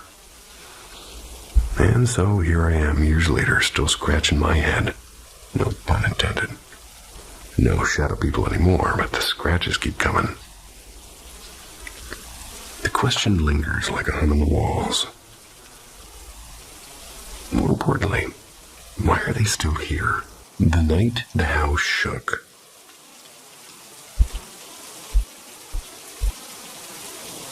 This happened when I was maybe 11, maybe 12. Still a kid, but old enough to know when something feels wrong. It was late, around 2 a.m. I was in my room at the front corner of my dad's house, back when all of us siblings, parents, still lived under one roof. Good times. We're in one of those quiet suburbs full of families and retirees. The type of place where nothing ever happens after dark, let alone on a school night. I was half watching YouTube before drifting off when I had one of those weird moments where you fall asleep for like 2 minutes and then suddenly snap awake. Except this time, what yanked me back wasn't a normal dream. It was this noise. A heavy, pulsing, droning sound, like a giant subwoofer pressed against my skull. It shook me awake, except when I opened my eyes, it didn't stop. It got louder. I remember covering my ears. It was unbearable, like the whole house was vibrating. For a second, I thought it was an earthquake. But the rhythm was too precise, like a mechanical heartbeat.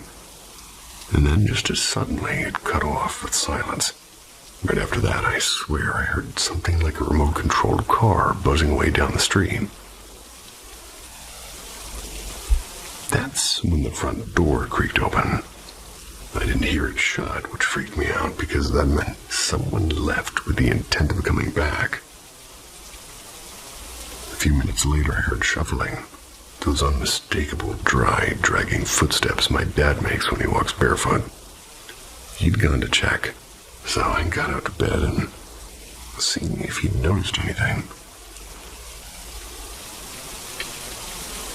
He said he'd felt the same thing, the noise and the shaking, which is insane because he's partially deaf.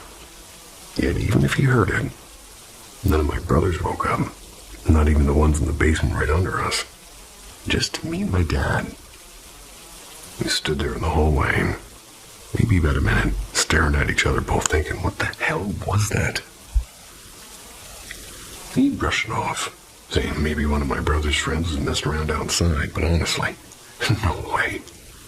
The house had this weird 5-foot section of siding and brick, and banging on it wouldn't come close to shaking the place like that. Nothing like it ever happened before or since. I never brought it up to him again. He never mentioned it either. But I'll tell you this. Words don't do justice to how loud it was. It felt like standing next to a rocket taking off, only somehow inside of your house. Sweet dreams. Curiosity leads us down the path less traveled. Paranormal M is where you'll find a community of fellow truth seekers, sharing and exploring real supernatural stories. Don't miss out on the adventure. Subscribe and turn on notifications today. Story number 1, Hat Man. I'd never heard of the Hat Man until I was describing to my oldest son this weird feeling I had of being watched. My home was built in 1984. I do know the previous owner's first husband died. Not sure if it was in the house. We're on 5 acres of woods. The house sits in the center of the property. and there's a 100-year-old cemetery that butts up to our backyard. 6 graves. We bought the place in 2017. I've always been sensitive, and I hear, smell, and sometimes see things. And many times how I pick up on spirits is feeling them and then seeing them in my mind's eye. A while back, I kept feeling that I was being watched, and what I saw in my mind's eye was a tall man wearing an old-fashioned hat. I think a hat worn by plague doctors. I mentioned to my son, and he got very concerned about the hat man. He advised me to not dwell on it. I don't know. He just couldn't articulate a reason, just a feeling. Within 6 months, our 9-year-old Rottweiler developed osteosarcoma. It was a very fast-growing cancer, and we had to have him put down. Rotties are very engaging with their people, and it broke our hearts. Since we have so much property, we found a pretty place and buried him there. I haven't felt Hat Man since.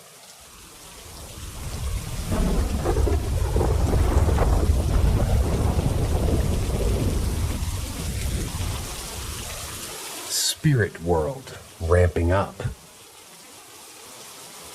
I come from a family who's always had paranormal experiences. My great-grandma, my grandma, and my dad have seen, heard, and smelled phantom things. And to us, it was a part of life. All but me, of course, have passed on. I have lots of stories and experiences that are strange or otherworldly, and I'm going to post them. This is the most recent. It happened over the weekend and last night and early this morning. I currently live in the South on 5 acres, and my backyard ends where a 100-year-old abandoned cemetery is. We also have a cleared area, surrounded by beautiful loblolly pines, live oak, and hog plums, where we buried one of our dogs, and have planted a cedar tree, where we put my late mother-in-law's ashes. Husband and I also wanted to be cremated when we die, and a tree planted over our ashes as well. I don't know if the proximity is what sort of makes my experiences ramp up. Last weekend I was at the beach. I had started reading a book when I felt the distinct presence of someone standing directly behind me, way in my personal space. I looked around and nothing. Went back to reading, and it happened again. I could almost see the shadow in my mind's eye because no shadow was cast. It kind of rattled me because it was so in my space, and I actually called my husband to make sure that he was okay.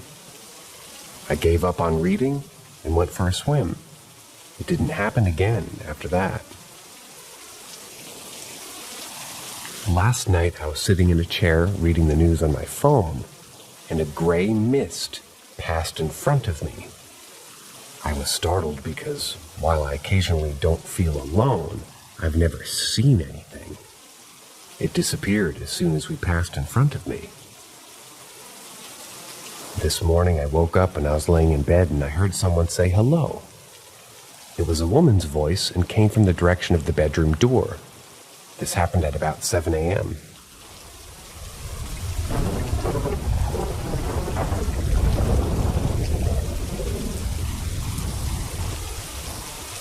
Swooshing noise. I'm quite experienced with hypnagogia, but I couldn't tell if it was this or was it something else. The fact it happened on Halloween is even weirder. I wasn't experiencing any of the other hypnagogia stuff. Last night between 3 and 4 a.m. I was lying on my back and I decided to lay on my side.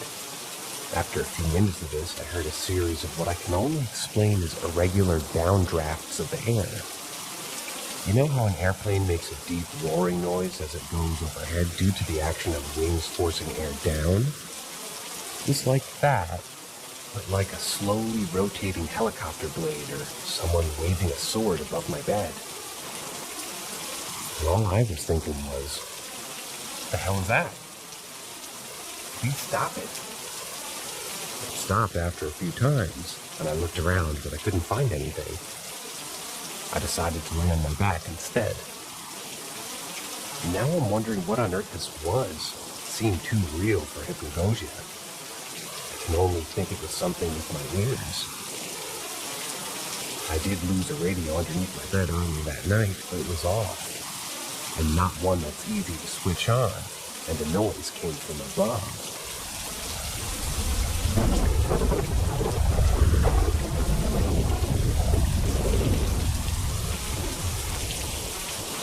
Strange and annoying low-frequency, rough rumbling noise in the middle of the night. Last night around 3 a.m., I noticed a very low background rumbling noise. It sounded like it was coming from the floor or the wall, and wasn't uniform like a typical hum. It was very rough, like something vibrating or an engine rough idling. I can compare it to a classic car, a motor with a bad bearing or aircraft noise. It exhibited random pops and was almost like something moving. I was able to block the sound out by covering my ears. This noise actually caused me to lose 2 to 3 hours of sleep. I asked my parents, and they said they didn't hear anything. I can confirm that it wasn't a heating pump. That's way too uniform. The noise sounded lower than the typical 50 hertz hum, like 25 to 40 hertz.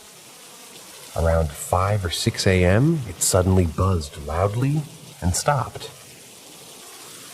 I do suffer from hypnagogia, but I could confirm that there and then that this noise was real, completely random and seemed to be from nowhere. At one point, it seemed to also make a hiss. This is really freaking me out because for the last few weeks I've been hearing strange noises near that wall, like tapping. I've always assumed it was wind, and the flash of light I saw a few weeks ago, and a few days ago I was playing with a toy gun, and found if I held it a certain way, it would start bobbing up and down on its own. I will appreciate any attempt at explanation. No, I don't have one.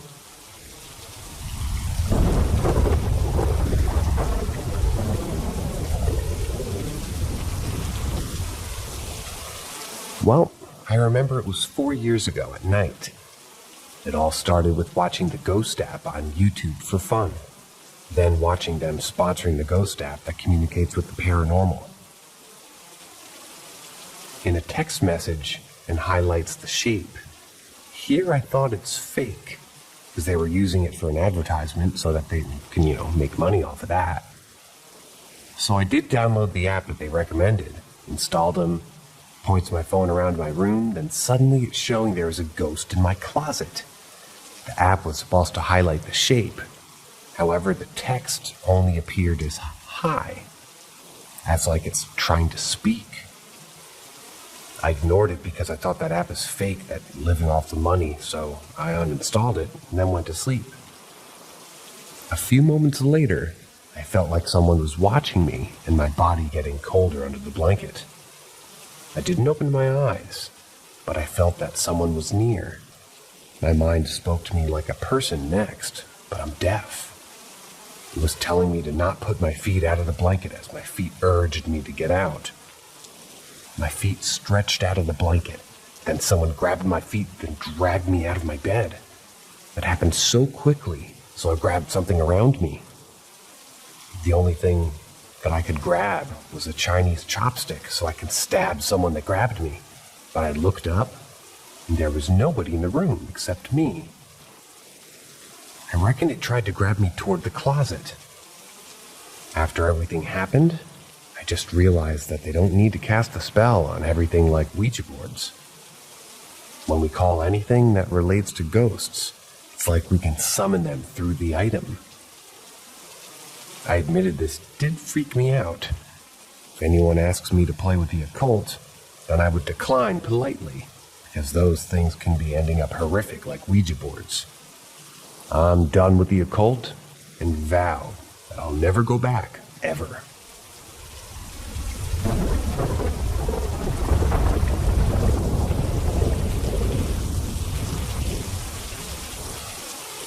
Okay, I'm not a cop, but I had to share this experience that turned me into a believer. A couple of months later, a friend was dining out explaining my story when a stranger at the next table turned around and stated that something similar had happened to him at the exact same place. This place?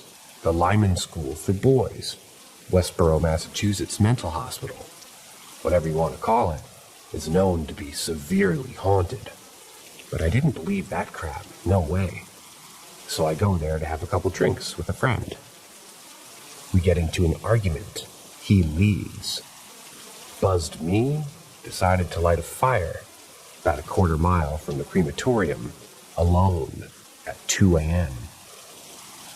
I grab some sticks and leaves and start walking down a small access road with a pump house that's at a reservoir. This is where it begins. All of a sudden, I notice this strange white outline. First indistinguishable, right under a light. I assumed it was Flint, and moved back and forth across the road trying to see. As I get closer, it looks like a woman in white with white hair flipped forward over her face. My heart skips a beat, but as I move closer, it vanishes into thin air as I'm staring at it. Not blinking at all. I try to ignore it, but I'm shaken. About 15 feet after the boathouse, there's a narrow path that leads to the clearing. As I hit this, the temperature drops noticeably. I had recalled a friend bringing this up at the same point a year earlier during daytime, and moved on. But even more so on edge, hairs on my neck standing up, mind screaming. As I get 2/3 down, I hear this piercing shriek, and a squirrel bolts directly, less than a foot in front of me, and I jump back in terror. This was so generic scary movie pre-scare that I'd actually tried to use it as a so fake, there's no way there's a real spirit here, in quotes. But at this point, I was terrified but wouldn't turn around, as it would require me admitting that there were spirits. I get to the water and stand there, feeling a presence. I look to the path I walked in on, and it completely fogged up in a matter of less than 30 seconds. At this point, I'm ready to get out of here, but standing in disbelief looking at the water for a moment. At which point, I hear this dry, piercing whisper coming from all around me. All it said was, "Out." I took that to mean, "Get out." Immediately dropped my fire-making supplies and sped walk out. Then all of a sudden, I heard footsteps following me. I stopped. They stopped. I continued. They continued. I ran. Haven't been back to that place since. And anytime my friends ask me to go there, I tell them, no. After this had happened, a friend recalled a time that they were skinny dipping at the same clearing. And a girl that we were with went completely limp in the water, eyes rolled back. I dragged her to shore. Her and I were the last ones out there, and she was deepest. I checked her pulse. She was fine. She was just staring at the sky with a blank expression, all of us nude as fuck. When she came back, she had zero recollection. She chalked it up to her being an attention whore, but after my experience, I have a hard time thinking something else was into play.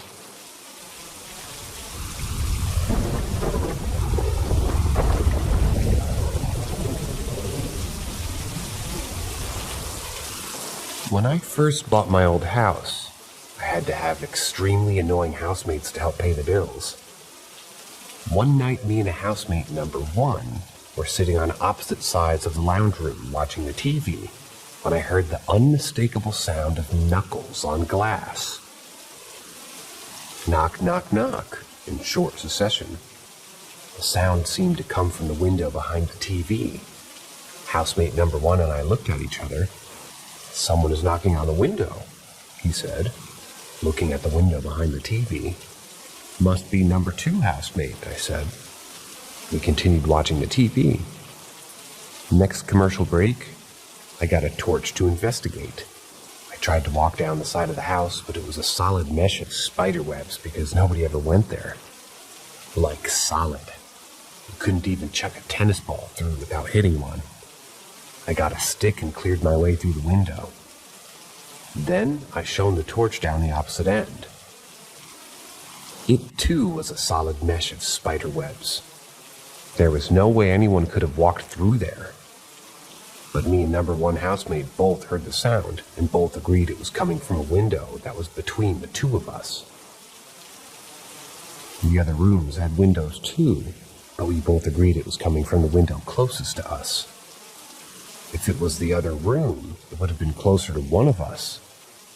And the sound would have appeared to come from another room, not the room that we were in. The sound did not come from the TV. It was an old rank arena TV that didn't make any sound, that could be mistaken for reality, and the knocking did not fit into the context of the show that we were watching. There is a bush next to the window, but it's a bushy bush, and there were no branches or wind to push it against the window. The next door neighbor couldn't have reached the window as the fence is over 3 meters away, and the neighbor was an old man who was not into practical jokes.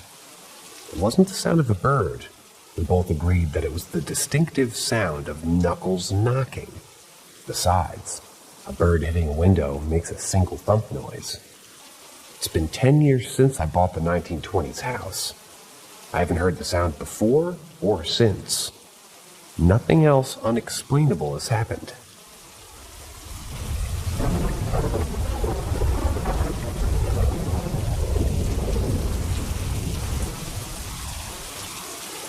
Mine's potentially lame compared to other stories, but it applies. My wife is a believer and claims to often see ghosts. Her whole family do. There's been the occasional thing happen that I couldn't explain away. I eventually asked her to stop telling me if she saw things because it freaked me out a little bit. On a European holiday, we stayed at an agritourism type place in the middle of nowhere, half of an hour away from the town that we were supposedly visiting. Something about the place was very uncomfortable, even though it was comfortable. Bed was fine, room a decent size. It just didn't feel right. My mind wouldn't shut down, especially at night, and I struggled to sleep. The second or third night in, I was struggling to sleep still. My wife slept, though. And then everything went a bit weird. Kind of felt like a dream, but it wasn't. It also felt like hallucinating. But I knew it wasn't, because that's something I'd experienced before. It wasn't night terrors either. I get those, and I'm used to them. So understand what is happening to me. And they're scary. But the room slowly filled with cats. They were gathering around my bed. And then people started appearing, standing around my bed, trying to talk to me. I say trying because they were saying stuff in English that I understood, but had no context to which I could comment or reply. They didn't get annoyed or agitated, they just acknowledged each other, tried to talk to me, individually came and went a few times. It only happened for a short amount of time, confused me rather than scared me, and the next thing I knew, I woke up and it was morning. I was happy to put it down to sleep problems, I guess, until I said to my wife that I thought I saw weird things in the night and wasn't sure if it was a dream. She asked if it was a cat. I told her that it was more than one cat. She was shocked and asked me if there were people too. I said, yeah, lots. And they were trying to talk to me. She was almost excited to explain that she'd been freaked out by how many ghosts she sensed being there, but didn't say anything because I asked her not to. She doesn't claim to be able to communicate with spirits, but she says that they're often aware of the fact that she is aware of them. But this time she felt as though she couldn't see her, or they couldn't see her. Even though they were interested in something in our room, she concluded that those spirits wanted something from me. The event made me reevaluate a few things. For example, when I get tired, like really, really tired to the point of, fighting to stay awake, I see things, shadows in the corner of my vision. I've often interpreted these visions as a cat, always the same one. My wife believes there's a cat spirit with me, and has thought that long before this event. Maybe when I get tired enough, I see it. I now can't outright deny the possibility.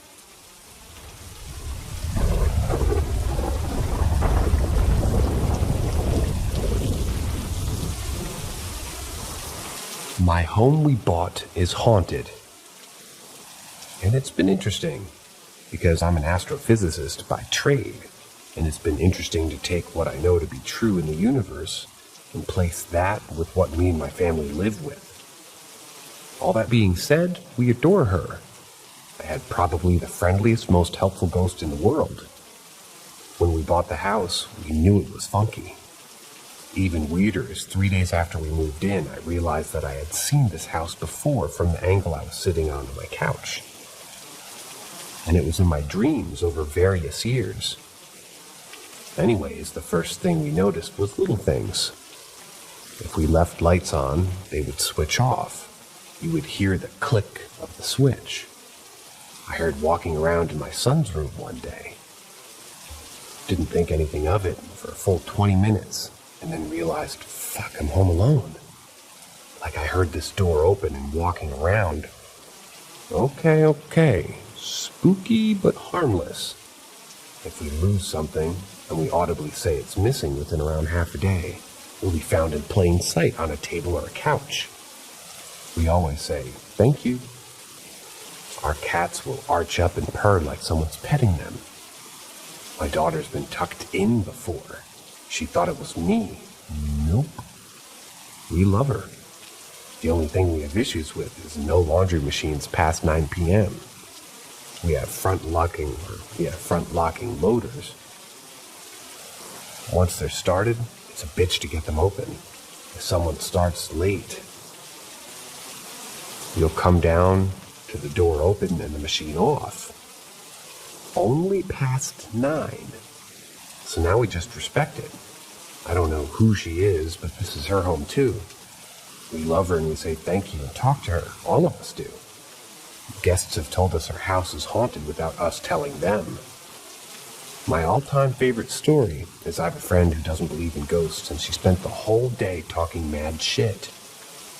She retires to one of the guest rooms, and within 20 minutes she comes down sobbing, and her ear is bright red.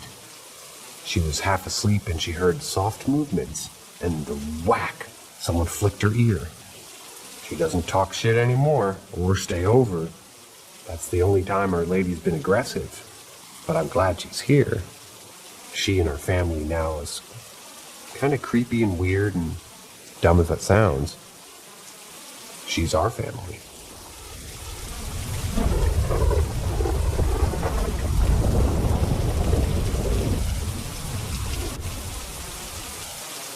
I saw a strange pale creature with backwards legs on my way home from work. So I don't typically believe in this kind of stuff. But I had a strange encounter a while back that I was telling my coworker about, and they insisted that I saw a rake. I've been doing some research since, and I had no idea what it was, and it looks very similar to what I saw. Anyway, I was driving home from work at 1:30 a.m. about 2 months ago, and was headed down this typically busy side street. Except since it was late, there wasn't a lot of traffic, just a Jeep in front of me. As I was driving around a bend in the road, I saw in my peripheral this figure to my right by a sidewalk standing between two small trees held up by wire supports. The creature was standing kind of behind them.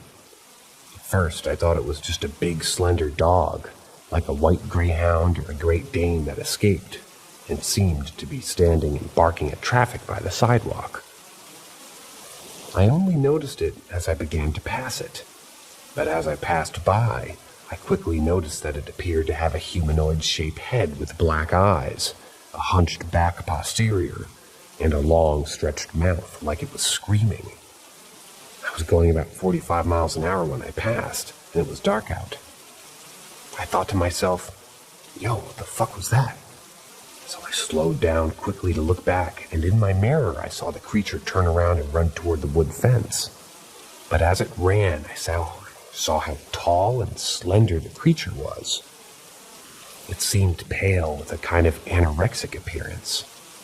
It moved strangely, and its leg joints were inverted and bent in opposite directions. At that point, I was seriously creeped out. The Jeep in front of me also slowed down, so I could only assume that they saw it too. We both kept driving as it was late and couldn't stop in the middle of the road. That situation really made my skin crawl. I kept checking my mirrors for the rest of the drive home and debated if I should have called the non-emergency line to have an officer check it out. But I told myself that they would think I was an idiot. Now, every night when I take that road, I look around to see if I can spot it again. I really want to believe that it was just a dog, but I can't stop thinking about how strangely it moved with its backwards knees. I haven't talked about this much, except to my coworker, because quite frankly, it sounds ridiculous. I'm just wondering what the fuck I actually saw, and if it's something that I should even be talking about. Or if I should continue to pretend that I never saw anything and just move on with my life.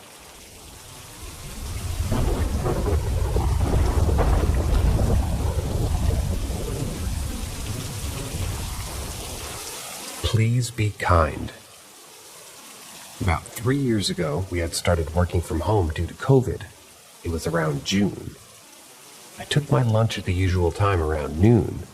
I would go outside to get some sun and watch my son play out. Unlike most days, this time outside was quiet. No kids were out. The sun was shining, but there was zero wind.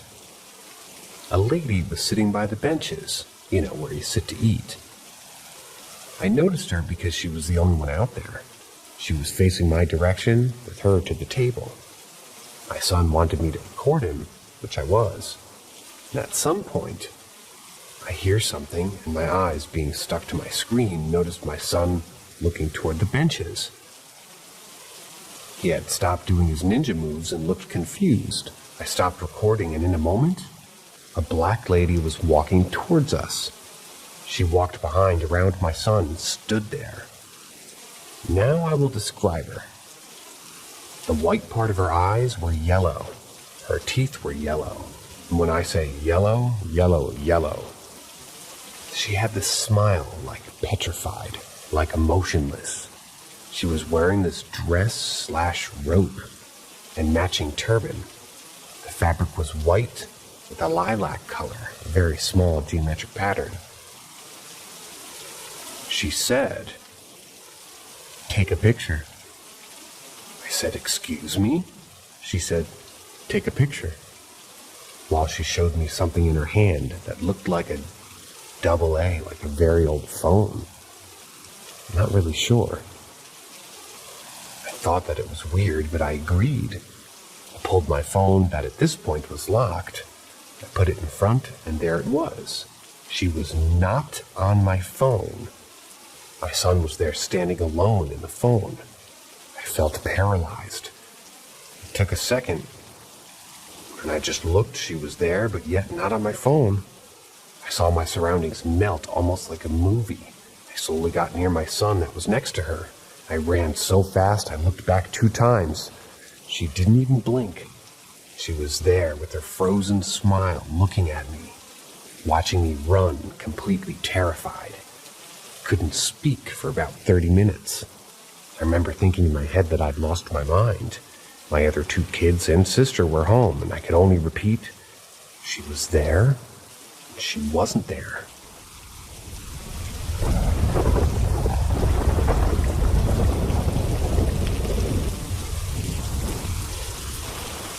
Had my first paranormal experience. So I'm a Scottish nurse. I qualified in October last year. I've worked in all kinds of places before, mental health, acute illness, even palliative care. and I have never had an experience like this. I have over 6 years experience in care and a year experience as a registered nurse. I started my job in mental health setting for older adults. Most of my patients have dementia. We don't have a lot of patients, and at this time we had 7. As a result of this, you really get to know your patients. You grow unusually close to them, as they're there for a long time and you spend a lot of time with them. Not the usual in and out that happens in most places.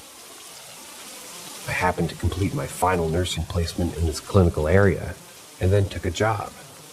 There was a patient. Let's call her Rosie. Rosie was a 70-year-old woman who didn't have a diagnosis of dementia.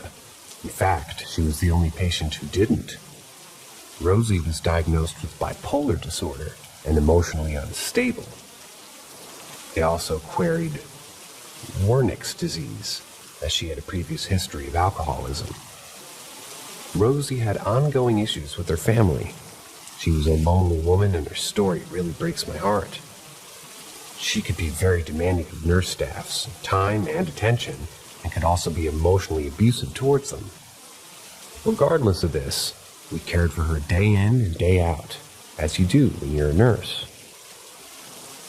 Rosie was hard work, I won't lie. But she had been in this ward a long time, and we all grew to really love her.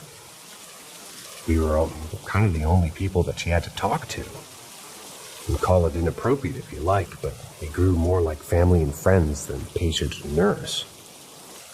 Of course, her nursing care was our priority, and we took care of her to a high standard, but we all just kind of viewed her as our communal crazy aunt. She had a very distinct high-pitched voice that I'll probably never forget, and she would constantly shout for a nurse in her bed, or from wherever she was, "Nurse, nurse, nurse," over and over and over. Or sometimes she would call out our individual names, if she had a preference for who she wanted to see. Anyway, enough background. Rosie sadly and suddenly took very unwell last week. She had a bowel perforation which led to sepsis and kidney failure, and she died the day after she was transferred to another hospital. I was brokenhearted that she never died with us around her. We did really love her. She is sorely, sorely missed. Rosie died on the Tuesday that I wasn't back to work until that Wednesday. I really didn't think she would have died, and I never went to see her in the hospital because I was on my day off. I regret this, but she's gone now, and there's nothing I can do about it. We all miss her, and we're all very sad that she has died. I went back to work on Wednesday, and there was a feeling that I couldn't shake all day. Can't explain it, but I could just feel something. I chatted to Rosie all day, both in my head and out loud, while I sort of pottered about a room, or just as I was working. I told her that I missed her, and I wished that I could just talk with her one last time. Later on in the day, her daughter called the ward and asked if Rosie happened to have any rosary beads that we'd be able to pick up and put into her coffin. I said that her stuff had been packed away, but I'd go look through all of it and call back. I went to the storeroom and rummaged through the bags, and I couldn't see anything, so I decided to take everything out of the bags one by one, so that way I wouldn't miss them if they were there. Nothing. So I spoke out loud. "Rosie, it's a shame that you had so many sets of rosary beads, and you can't give these girls a set to put in your coffin. Come on, show me where they are." I looked around, and still nothing, so I went back to the phone and called her daughter. I told them I was really sorry, but I couldn't find any rosary beads. I did, however, find holy water and a picture of St. Jude. Once I came off the phone, I went back to the store cupboard, and what is right in front of my eyes, sitting on top of the bag? I had just re-put all the stuff away, with a set of rosary beads. My first thought was, oh my God, Rosie listened to me. However, as time passed, I started to think it was just a trick of my eyes, and I just never noticed them. However, when I told the story to my colleague, who had packed all of her stuff away the day before, She had a shocked and confused look on her face and told me that she couldn't believe the rosary beads were lying on top of the bag, because she had put all of her quote-unquote holy things in the box in a cupboard, and I had no idea that the box was even there, and therefore never looked in it. When she showed me the box, she showed me the checklist that she had wrote of all of the items that she packed away, where they were, so that way we knew what she had and didn't leave them, and to give the rest back. However, I didn't know this time, or I didn't know this at the time, and I started to believe, nah, I've just not seen him. As a result of this, I spoke out to her again, and I said, Rosie, if you're really there, and that was you, and death isn't just blackness, please send me a sign that I can't afford to, fob off as a trick of the light. But please, whatever you do, don't scare me. About an hour passes, and I'm sitting, just writing up my nursing notes on the computer next to her old room. And all I hear is, "Nurse," in her voice. It was her voice, as clear as day. I looked over my shoulder into her room without hesitation, because for a second I forgot she was dead. It clicked and every hair in my body stood to attention. I slowly turned my head to the hall and saw my colleague backing out of the treatment room, white as a ghost, as she uttered, absolutely terrified, "Did you just hear that?" And we both said at the exact same time, without discussing it, "Nurse." I haven't stopped thinking about it since it happened. Does anyone have an experience with this? Does this mean that Rosie's stuck there? I don't want that for her. She wasn't happy there, and she was lonely. I don't feel her presence here so much now. A few days have passed, but I can't stop thinking about it. My eyes are totally open to a whole new world, and I need to know more.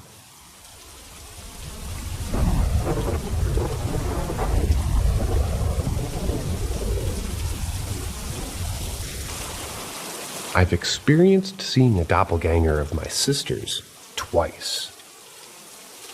My uncle, visiting us during the holidays more than once, asked if we were standing near the cage of my mom's birds.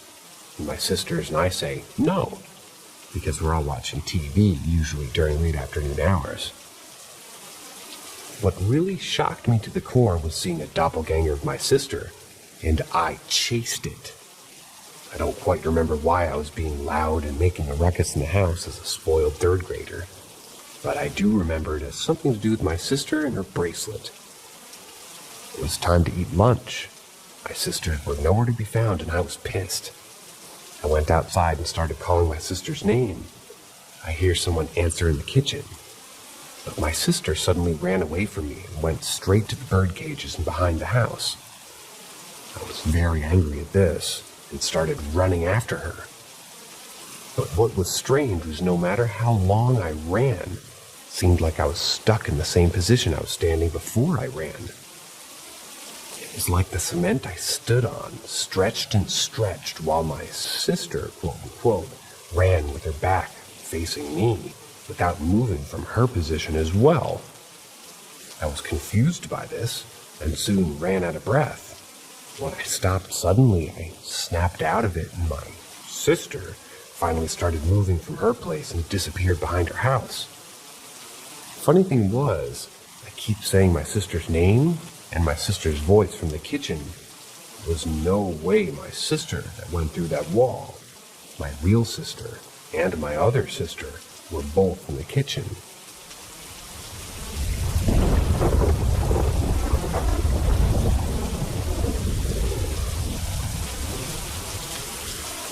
My mom got to caretake a really old castle keep, 14th century. The previous owner had died, and the family wanted to make sure vandals didn't get it. The previous owner was really old, so the building was in very basic living conditions, i.e., no kitchen, dodgy electrics. Obviously it was the build, so it had so much history. It was officially lodged with 3 ghosts. We believe there's more than 11. The night we moved in, my mom decided that she wanted to get pictures up as the cats are assholes, and she didn't really want them broken. The next morning, all the pictures had been swapped about. We left them as they were. I heard a huge fight, throwing of plates. I crept downstairs, wondering who was having such a huge fight. My mom was on her computer and looked confused when I asked her who was fighting. I was the only one who heard it, apparently. In the stables, there was a horrible presence. It grabbed my sister, and she came back inside and started yelling at my brother at his prank. We were both cooking together. We got an electricity bill that would rival a large hotel. Since we only used a few rooms and heated with gas, we complained. The electric company sent a guy, and he said he had no idea where it went. We lived in the middle of nowhere. Stealing from us wasn't possible. Interesting thing is, when we moved out, the family renovated the building. After that, no more paranormal experiences were had. I honestly believe all the strange things that happened.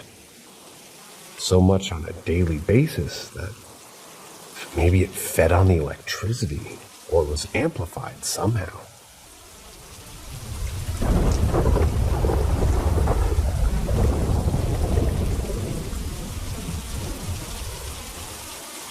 Ask Reddit. Several occasions I used to see things and experience stuff, but as I got older and more in control, I learned to block, so I experienced it less and less. Grandparents' house had a basement with a crawl space. My grandfather would go in there and move all of our stuff the previous owners had in there. I'd only go inside the crawl space when my grandpa was in it. He actually sealed it off so I wouldn't go in by myself. The crawl space was a small walk space that opened up to a small room, high enough for me to stand in. The odd thing is, the crawl space had another doorway that led into another room that was actually more spacious and had lots of small furniture, like a crib, a play table, and a bouncy horse. There was even a small cabinet and bowl that I remember. This bed frame that was small and had no mattress, but had its mesh on it where the mattress pad should go. My grandpa didn't go into that room and would shoo me out. It was stuff left behind by previous owners. I was 4 years old when I had made a friend, a little girl named Rachel. She was my age and always wore a yellow dress with a white apron, and she had a ribbon in her hair like a headband. She didn't talk much, but we played often in the basement and in her backyard. She would talk, but only in whispers. We would go to a corner or hide behind furniture. She didn't like to go near the crawl space. She was kind of afraid of it.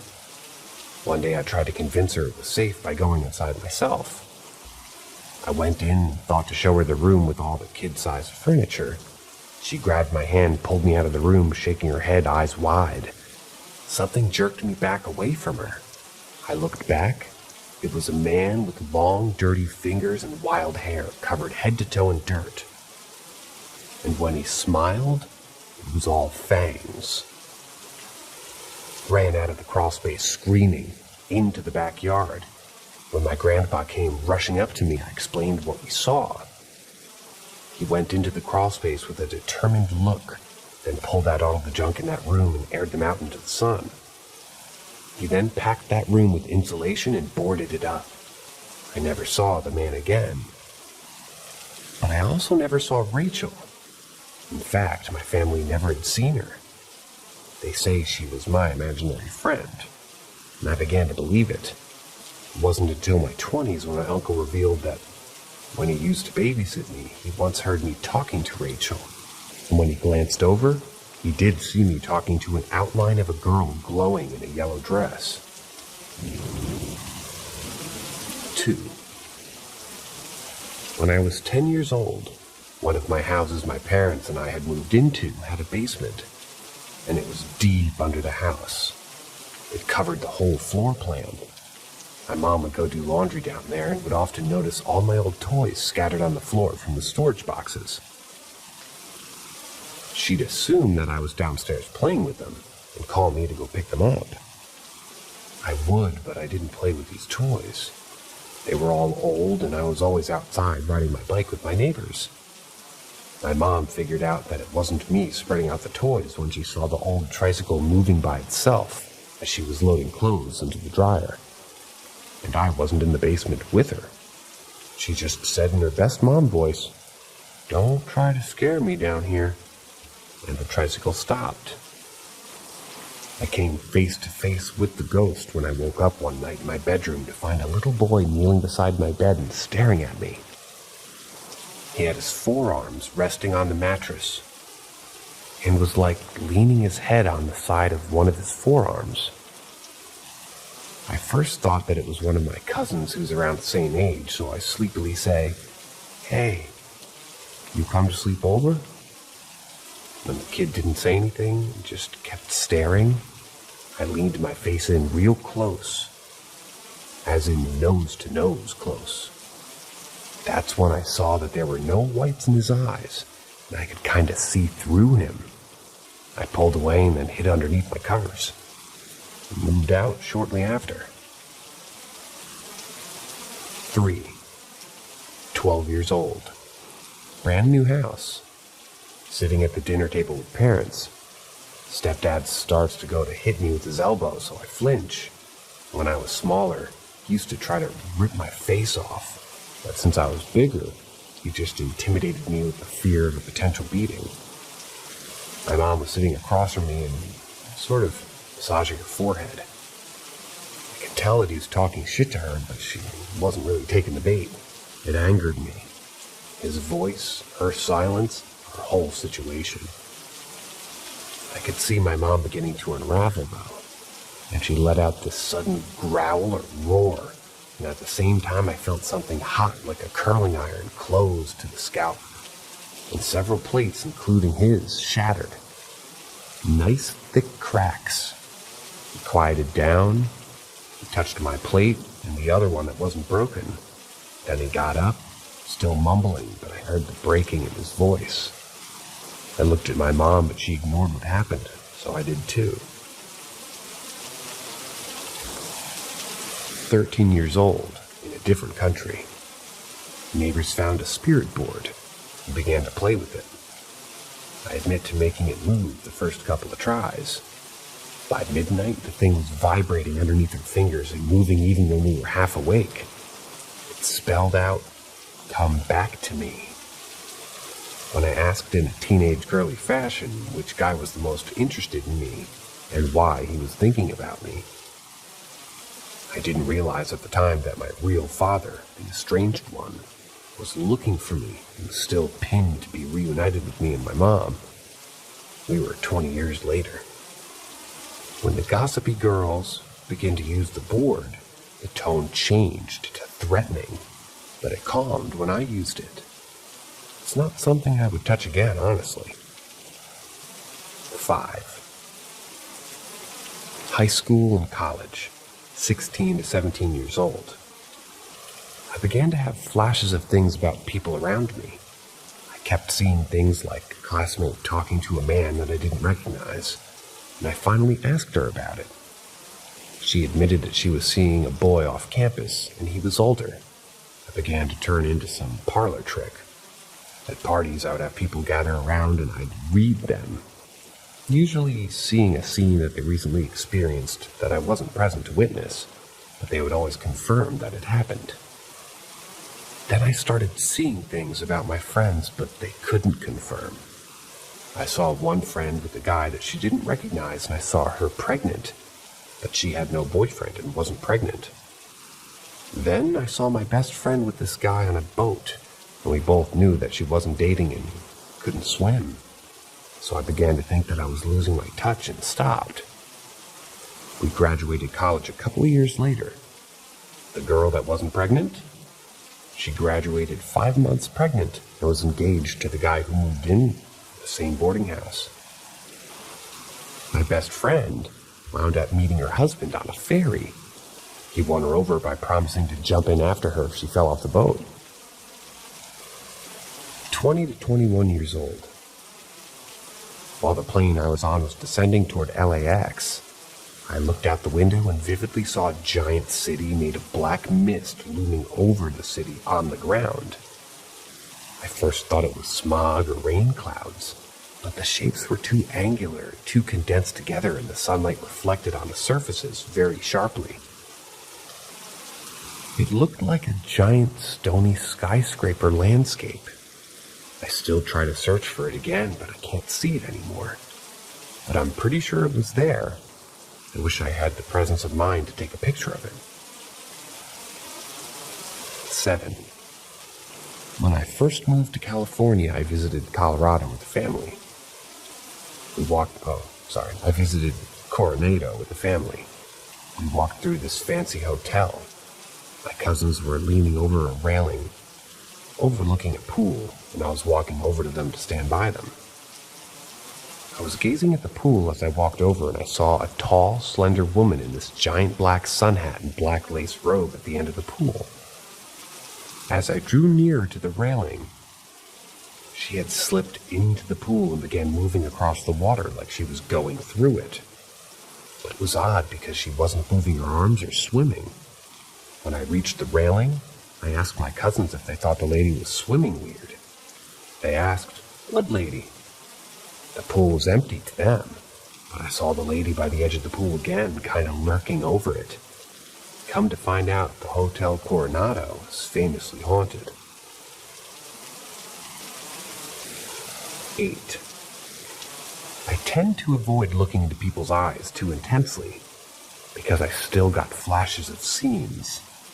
The last one happened during a job interview, and I saw the lady interviewing me in a flash scene. She was going at it with another man on her desk. The man was not the dude in her family picture, so I developed blocking stuff now that I think, or I've grown out of it. I used to read tarot cards, and the flashes come out that way, I think. I've seen pregnancies, grieving death, divorce, increased income, major life changes. I don't do it so much now, because the last reading I saw the passing of a loved one who turned out to be my grandpa, but didn't want to interpret as that, and it happened anyway.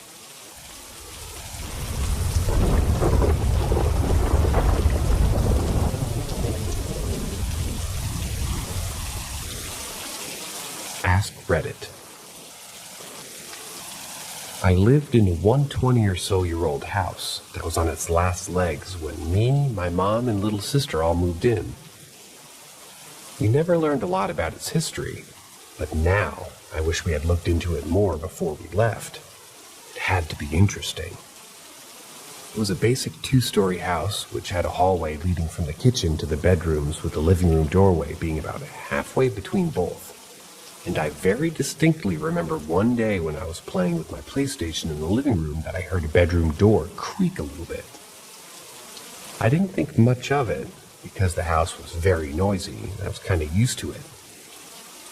A second afterwards, I saw my mom walk down the hallway and brush past the coats that we had hanging on the wall. They all moved back and forth a little bit. What caught my eye was that she was wearing some sort of dress. Looking back now, it was more like an old-fashioned nightgown than anything, and I was wondering where she would be going dressed like that in the middle of the day. It was probably around noon at the time, so I yell for her not to be, getting off of my game. But when she doesn't reply, I hop up and run to the kitchen, turn the corner talking to her, freezing in my tracks when I see the kitchen is empty.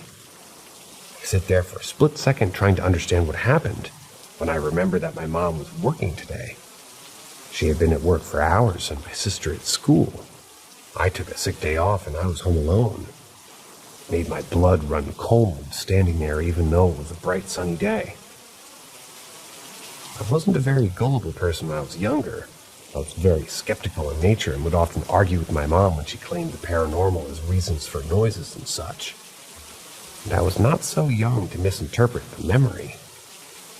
I was about a freshman in high school when this happened. And this was not a lone event. I had a friend from school who was over one day and experienced something similar. We were there watching my little sister. He didn't get specific with what he saw or heard, but whatever it was caused him to walk out of the house and walk home, which was probably a 45-minute walk. He refused to come back for weeks after I told him my story, too. And it still brings it up to this day.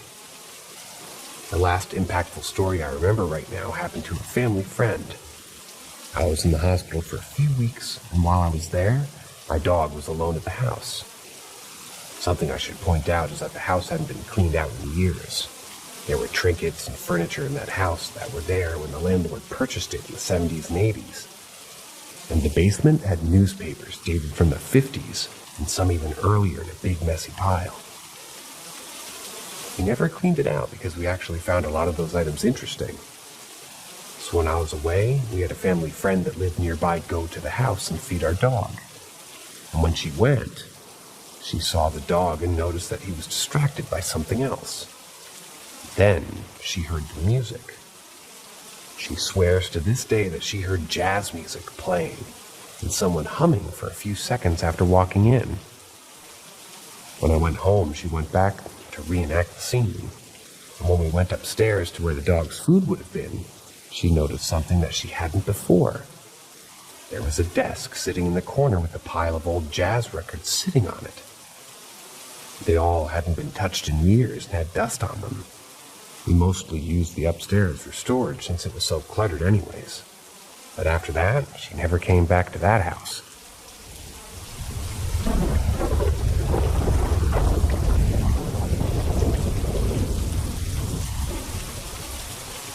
So wasn't a house, but worked in a haunted movie theater back when I was in college. Had a whole history. The building was a storage for circus animals in winter during the off-season. Burnt down. Got turned into a classical theater. Got bought out and turned into a single-screen movie theater. Later remodeled into a 4-screen theater, which was its incarnation when I started working there. Apparently 2 people had died there. One suicide, the other accident. You had the run-of-the-mill stories. Well, so-and-so was closing and all of a sudden the bathroom stall doors started opening and closing all on their own violently. Manager swore seeing a guy trying to hide between the last row of seats and the wall during the last walk. He couldn't fit a hand into that space, not less a grown man. You'd hear faint voices, stuff like that. The front theaters closest to the lobby were fine, but it was the back pair that were the issue, because you would go in and start cleaning and immediately feel like someone was watching you. So theater on the right, I'd call Joe, and theater on the left, I'd call Paul. Morning, Joe. Just sweeping up. Man, this is a bad movie, huh? Stuff like that. Joe was fine. Just wanted to hello and the place would feel fine. Paul was the asshole that'd leave the hair on the back of your neck up, or have you trip on nothing at all. And you just have to get into the habit of telling Paul to behave out of instinct. Worst encounter I ever had was doing my usher thing, sweeping up after the last show of the night. I'm by myself in the theater. Projection guy hasn't made his way to the booth yet. Manager was counting the till in the office. Other closer is getting concessions stocked up front. So it's still low lights after the credits, music is off, and all of a sudden, it feels like someone is creeping up behind me. Don't hear anything, still sweeping, and bam, I get a jolt like when someone grabs you from behind and digs their fingers hard into your ribs, like that gotcha kind of thing. I whip up the middle row by myself, pretty much go fuck this, drop the broom and bin, and just sprinted out of the theater up the hall to the lobby. I was too freaked out to check for marks, but I remember it felt like fingers digging into my sides. I guess my telling him to behave was taken as a, okay, smartass, let me give you a reason as to why you need to tell me to behave, kind of thing. I refused to clean that theater solo. I'd only do it if the projection guy was in the booth or the other closer was with me.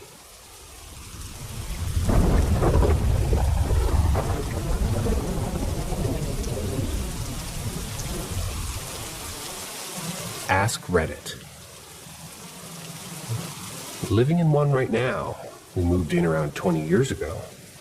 I moved out for about 5 years and nothing happened to me then. I moved back And more shit's been happening since we started to renovate. But we're so used to things happening that we treat them like a child misbehaving for the most part. I'll start with the things that happened when I was younger. I was in the basement on my PC, chatting it up in the days of AIM and ICQ.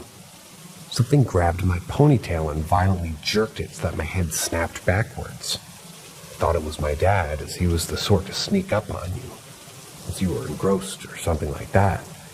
I jumped out of my chair and tried to yell at him, but nobody was there. I looked at the time and realized I was home alone, as my sister was out, my mom was at bingo, and my dad was still working in the oil fields up north.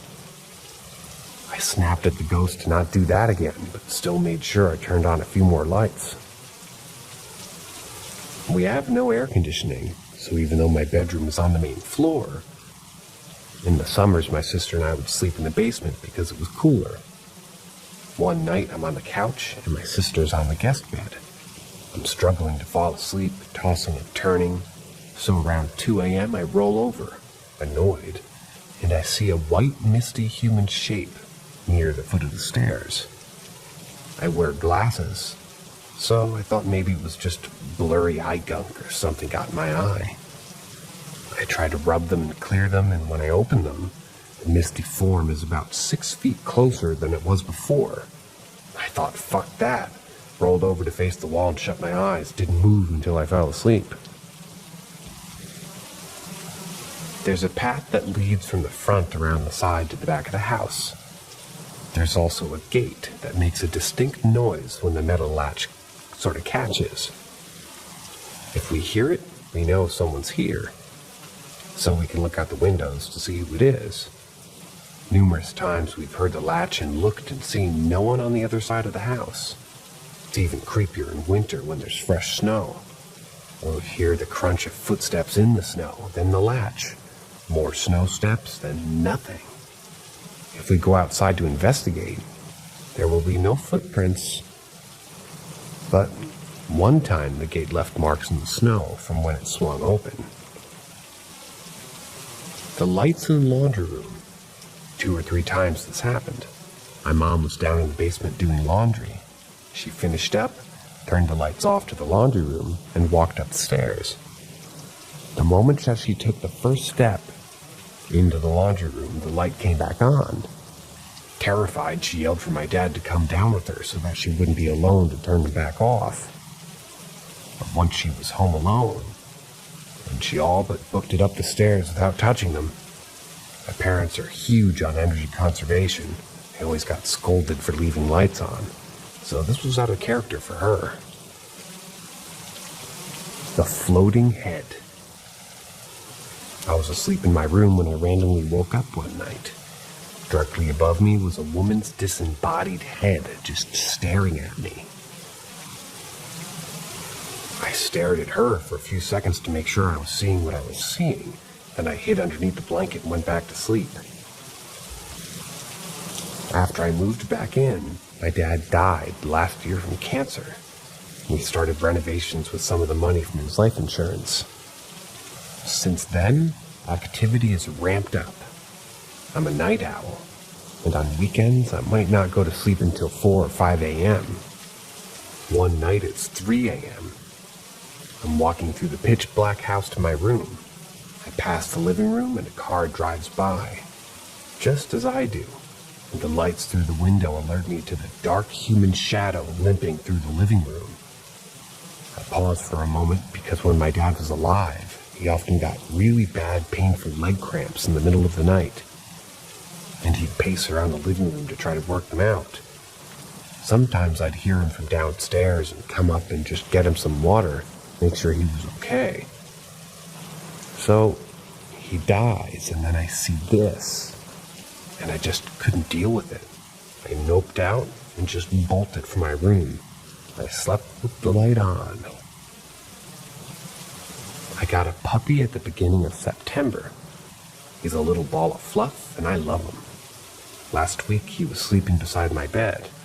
I've been banished to the basement while my room gets a new rug and paint, and he jumps awake at 3:40 a.m. and starts raising hell, barking and growling. He seems focused on the center of the room, and it takes me a good while to work up the courage to turn on a light.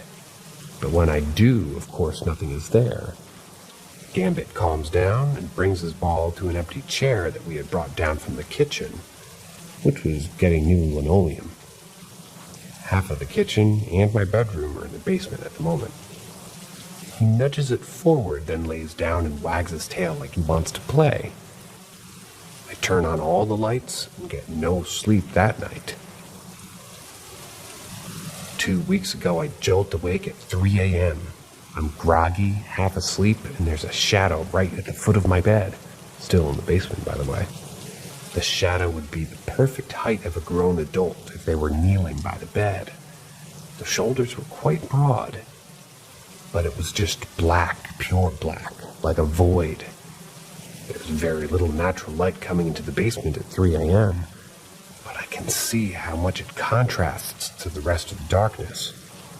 I stare at it, trying to figure out what it is.